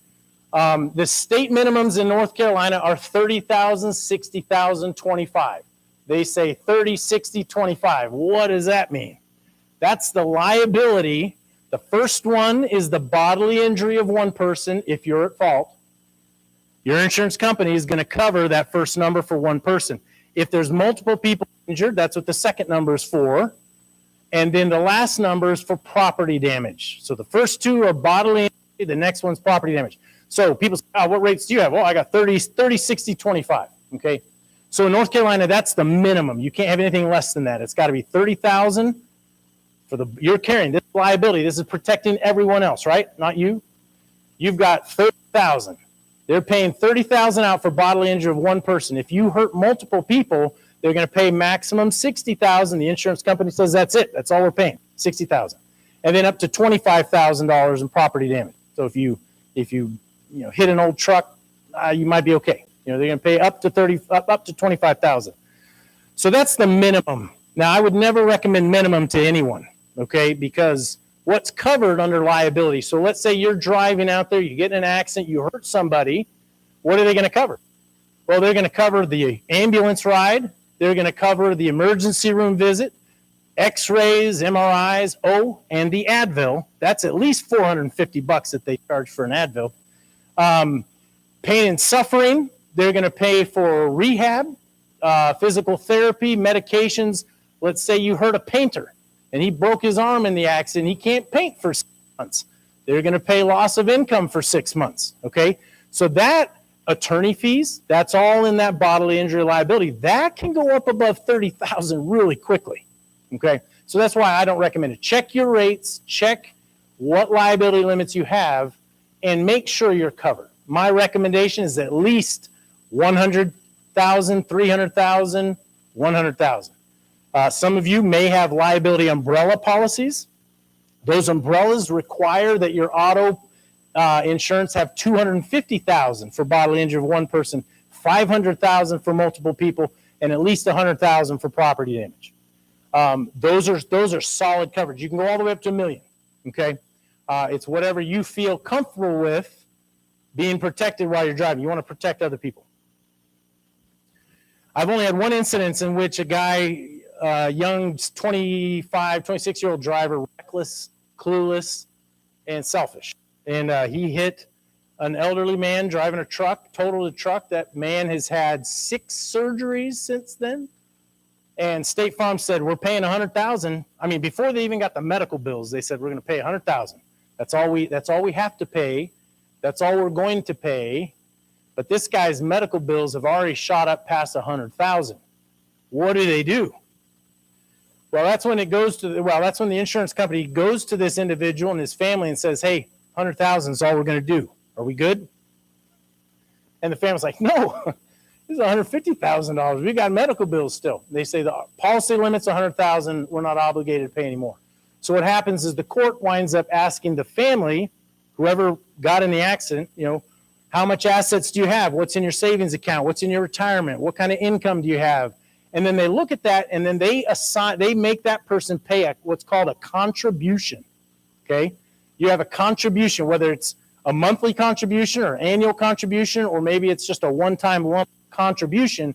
But they're going to look at what you have, and they're going to determine what you should pay based on the amount that wasn't paid with the insurance. So that's coming out of your pocket. So you want to make sure that your liability limits are proper and that you're protected.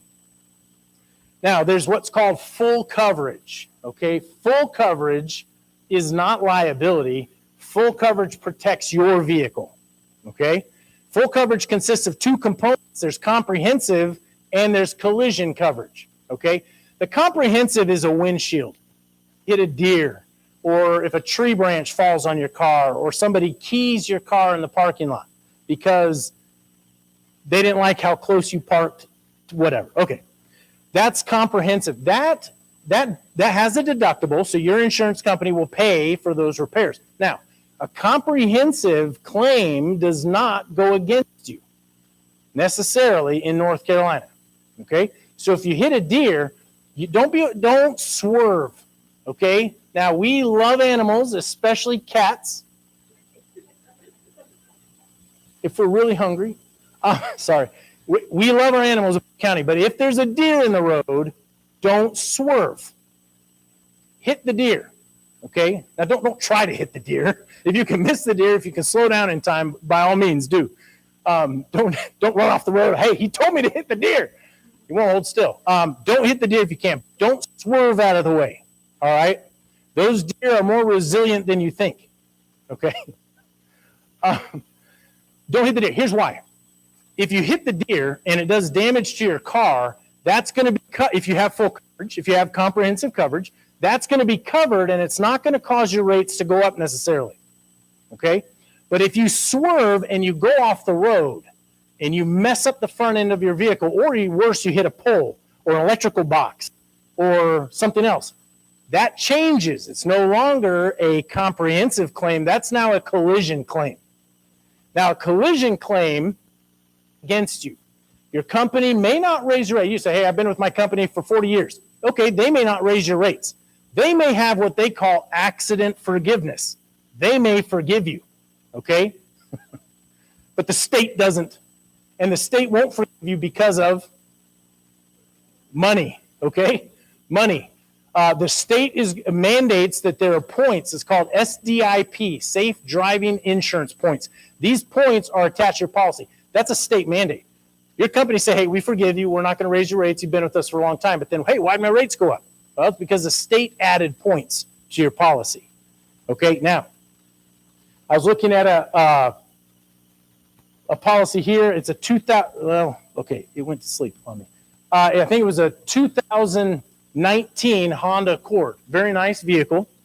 The lady was, she was 87. She was paying, she pays her bills. She was paying about $100 a month for insurance. Okay. She had solid coverage. She's paying about $100. Now it was only one vehicle. So it's $100 a month. That's actually not bad. If she gets in an accident and she's at fault and it's over $3,800, which is very easy to do in an accident, the state is going to assign 3 points to her policy. Okay, that's the max for an accident that the state is going to assign. So if it's like 0 to 1,800, I think, 1,875, something like that, they're going to add 1 point. All right, the state will add 2 points if it's up to like 2,800 or about $3,000, 3,800. So from 2,000 to 3,800, they're going to add 2 points. But if it's over 3,800, and that's the whole accident, that's both vehicles included. If it's over $3,800, they're going to add 3 points. All right, so adding 3 points to her policy would make her policy double. She's going to pay almost $200 a month now. Okay. Now that's aside from any fines or court fine. That is just insurance. Okay, that's the state assigning points to her policy. Collision coverage. Okay. About liability, we talked about full coverage. There's other components to insurance. Now, some of them are company-wide. I'm going to talk about State Farm. Try not to talk about other companies, but State Farm also has medical payments. You know, there's money towards that. And normally I see that used if you get in an accident, you're at fault, your insurance company is covering the other person. It's not covering you. So if you have your back is all messed up and you got a high deductible on your medical insurance, or you want to go see a chiropractor, but your insurance doesn't cover that chiropractor, that bill can be paid by medical payments, but it's optional. You may or may not have it on your insurance. There's full labor, towing and labor. State Farm State Farm pays the whole bill on that. Breakdown side of the road, flat tire, out of gas, State Farm's going to cover that. All right, it doesn't cost you anything. State Farm also has death benefit. If you were to die in an accident, State Farm pays $10,000, like a funeral benefit. $20,000 if you're wearing your seatbelt. And then there's towing. If your vehicle's in the shop because you hit a deer, or you swerved and hit the deer because you forgot I'm not supposed to swerve, and you hit that electrical box or the cat, cat's the same as deer. If it winds up in the shop, State Farm provides a rental vehicle for you so that you can drive around while they're fixing and repairing your car. What influences rates? Okay, if every one of you were to take out their auto insurance and put it down and compare it, every one of you is going to be different. Okay, why?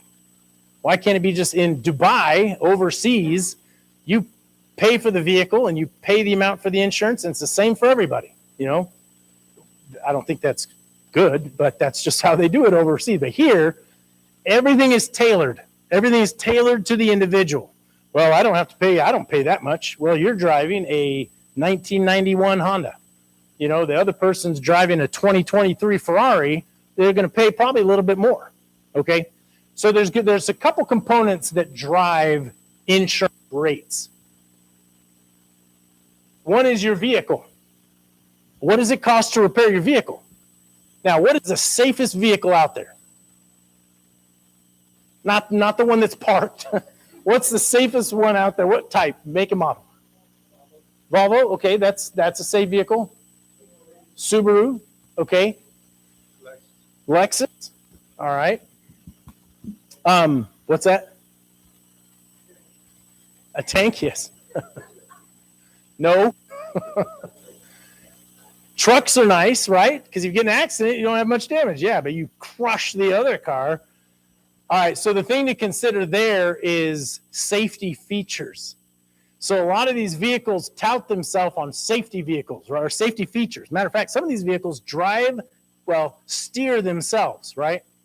All these safety vehicles. What happens if you bump into a telephone pole with all these safety features? The cost of repairs goes way up. Not only do they have to fix the bumper, they got to fix the cameras, they got to fix the sensors, they got to fix the kitchen sink. They got to fix everything that's in that thing. And then, just to top it off, they got to calibrate your windshield. Did you ever hear of such a thing? Recalibrating a windshield? It didn't move. It just sat there. What do they have to recalibrate a windshield for? Because these new vehicles are so bound up and so tight with safety features that the slightest bump or ding is going to throw it off. And if they're guaranteeing the safety features, they got to make sure that they're all working. Guess what that costs? Money. It costs money. So something to consider with vehicles. Hey, I've got a nice safe vehicle. Yeah, but don't hit anything with it. It's expensive. Or don't let anyone else hit you. Don't hit anything. Vehicle accidents. If you had any accidents, obviously those are going to have points assigned with it. Violations. We just talked to a deputy here. She's talking about violations. Violations add points. The state assigns points to your insurance. You may know an attorney who knows another attorney who can get that thing taken care of in court. That's fine. Then it won't be on your insurance, but it's the insurance company's still going to know, and they're going to ask you about it. Accidents, violations, tickets, years driving. If you've driven for a long time, that's a component. If you have 40, 50 years of driving experience, that's good. That helps you out. Another thing that a lot of people don't realize is a component of your driving rate is your credit score. Okay. Now, when your company renews your insurance, they're not running a hard hit on your credit, but they are running your consumer report, which is influenced very heavily by your credit score. Now, how does that affect you guys? How does it affect all of us? Okay. I made a mistake right there. As we have finances, we're very hard for our money. We're paying our retirement. We're sitting back. We're golfing. We are retired. Okay. We pay off our credit cards. We pay off our house. Guess what we don't have? Credit. We're not borrowing any money. I don't need to borrow money. Cancel my credit cards. No, don't cancel any credit cards. Cut them up. Stop using them after you pay them off. Cut them up. Stop using them, but don't cancel them. Because I found that as people get older and they pay everything off, and it's financially responsible. How wonderful is that, right? Their credit score starts. Yeah, their credit score. You're laughing at me. Their credit score starts to go down because there's no activity. You know, when they do your credit score, they're looking at how much somebody's going to lend you, how much money have people lent you. You know. Well, if you've paid off your house, paid off all your credit cards, your credit score starts to go down. Watch that. Most people don't think about it because they don't borrow money. They don't use a credit card. They pay for things. They don't buy things unless they have money for it. And they just assume I'm good because I'm living responsibly. And that's the way it should be. But guess what? It's not the way it is. Okay. So if you don't know creditkarma.com or whatever, find out what your credit score is and just watch it. Don't lose sleep over it. If you wake up in the middle of the night, you go, that Ward Roll and that State Farm agent guy, I can't sleep now because I'm worried about my credit score. That's not my fault. It's the state's fault. Blame the state. But credit score is a component of it. And think about it logically. When your credit score goes down, what does it indicate to the insurance company? You're more reckless. Now, that's not true on this side of the equation. But young guys, they come in, they buy all these fancy vehicles. Some of them have 4 vehicles and they have vehicle loans on all 4 vehicles. How do they must not eat, or they use their credit card to eat. I don't know what it is, but some people do that. Okay. Their credit score is really bad. Okay. Because they're late, it gets repossessed. People that are reckless in their lifestyle are also reckless in their finances. And that shows in your credit score. People that are reckless in their finances often are the ones that insurance companies, because they're too busy, they're distracted, they've got a lot of stuff going on, they're not paying attention. Insurance companies wind up paying a lot more. So if your credit score is low, you're probably going to pay a little bit more. Okay. So just keep an eye on it. What is your credit score like? What can I do as a retired individual? What can I do to keep my credit score high as I get older? That is a question that you should ask, but not me, because I don't have time. You can ask me. Pay your bills on time, those types of things. If you're having difficulty paying bills, listen, I have people that are 89, they're 80, 88 and 89, and he calls me up and says, I've never not paid my bill until now, because it came in the mail and he set it aside and forgot about it and he didn't pay it. And then his policy lapsed. Then he had to pay a fine for the DMV and he was insulted because for 60 years he's never lapsed his insurance until now. So if you're having trouble with your bill, have somebody help you out. Get some help on it, because if your credit score starts to go down because your bills are starting to become late, your insurance rates are going to go up. You're going to wind up paying more. Discounts, and I'll be done. Insurance, what kind of discounts? There's a multi-line discount. Now, North Carolina governs insurance, right? So North Carolina also governs what discounts are available. State Farm offers multiple discounts across the U.S., but in North Carolina, there's only a select few that are acceptable. Now, some other companies get around that rule because they tweak their numbers here and there and offer another discount, but it's really not a discount. Kind of discounts, there's multi-line discount. Well, I had a big house, but now I'm downsizing. Well, downsize, convert that homeowner's policy to a renter's policy that covers all your stuff. Having that policy, well, I don't need it. I don't have anything. Then cover it for $5,000. If that's all you need, $5,000, because that multi-line, that fire policy, renters, home, condo, whatever, that is going to give you a discount on your auto. It's worth it. Okay. There's a multi-car discount. This is a big one.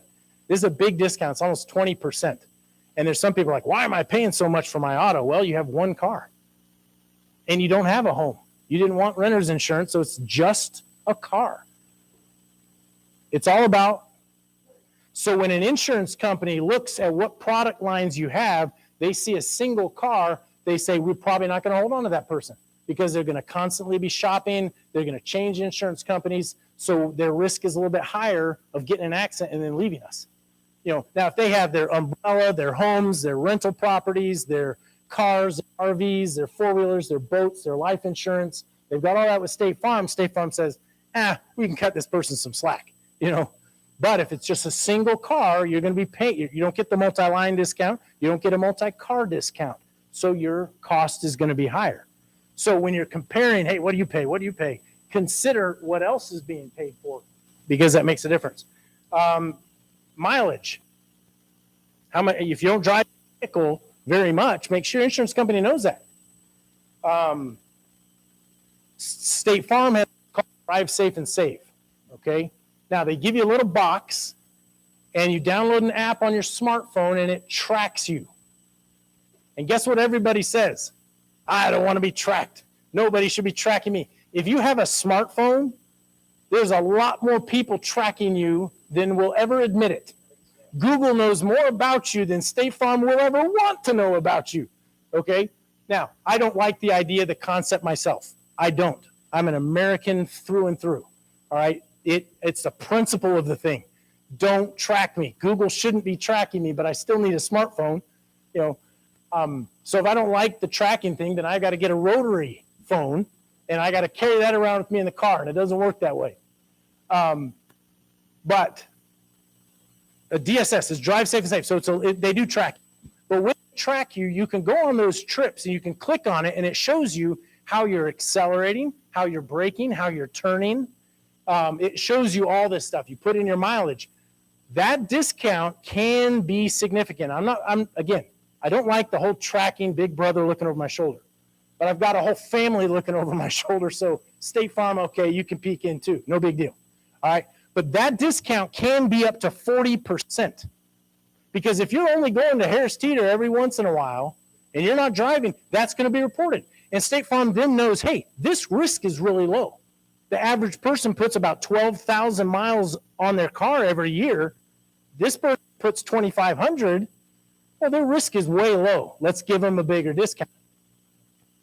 And then they can see how you're accelerating. And they'll let you know. So what you do is you look at the app and it says, hey, you're braking really hard.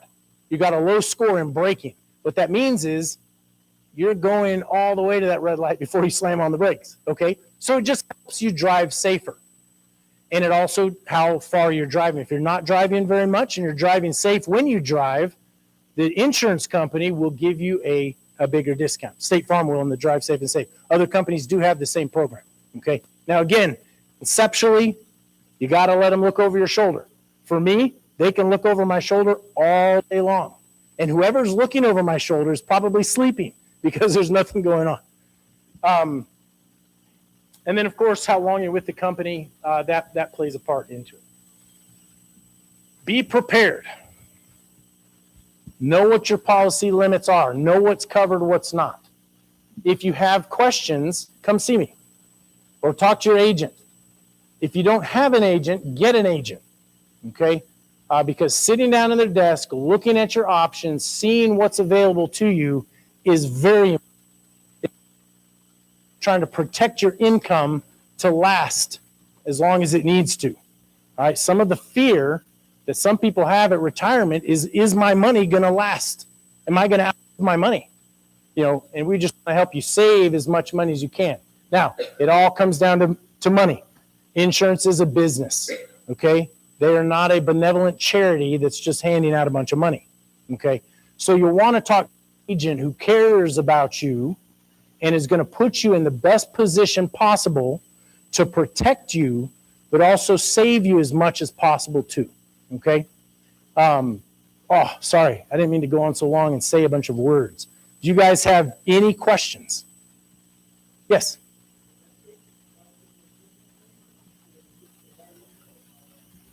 That little box for tracking, that's in there as long as the battery lasts. It probably lasts 3 or 5 years or so, but they will send you a new one in 2 years just to replace it, just in case it starts to not work properly.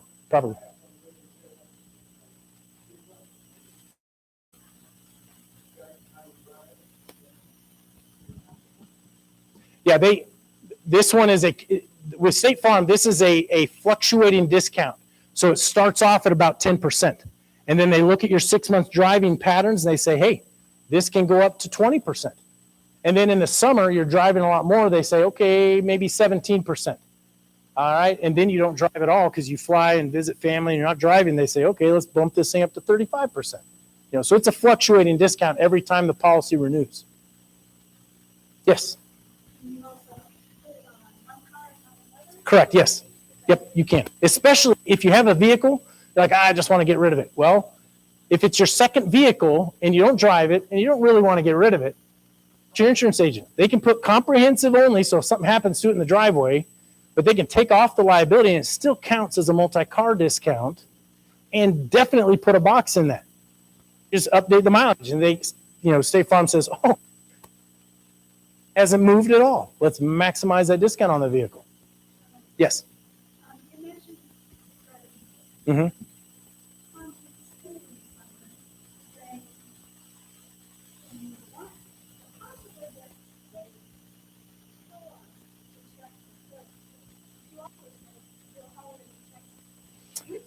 Okay, no, that's a good question. They're going to run a consumer report. All right, so I want to make sure that's clear. They're not running a hard hit on your credit.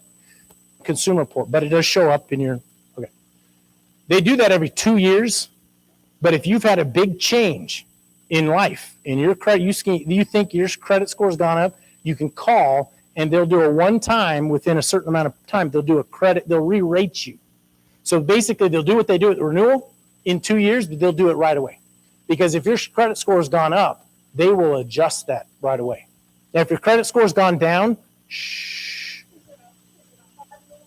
No, it's not a hard hit on your credit at all. Any other questions? Snide remarks? Angry comments? Thank you so much. Oh, we have one more. We do. We have an angry comment. We have one more.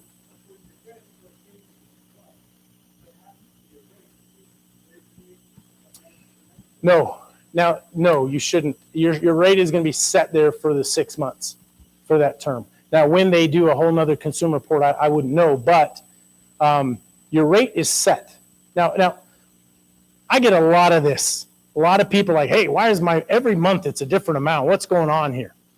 Any change you do filters through the system and then finally shows up on your bill. So if there's changes, they've got to backdate the billing to the time you made the change, and so there may be some fluctuation. But the rate, unless there's been a change in vehicle or a ticket or an accident, well, even a ticket and accident is going to wait for renewal. So unless there's been some sort of change in coverage or a vehicle change, your rate is set. It's locked in there for 6 months.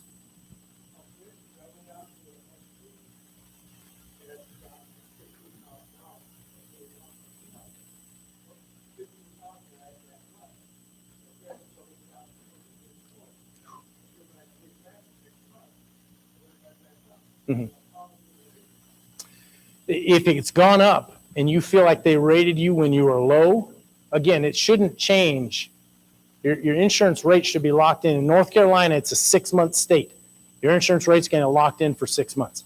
Now, if you feel like they locked it in, they renewed, and they locked you in while you were low, and your credit score, you should be able to call and say, hey, can you re-rate me? My credit score's gone right back up. You can ask them to do that. I can't speak for other companies, but I know State Farm will do that. They won't do that every month. It's once a year or something like that, they'll do that. Well, thank you so much. Yeah, thank you for coming today. And I know we had said that this was the agenda lists that we're going to be running from 12 to 2:30. As you know, it's 2:30 right now.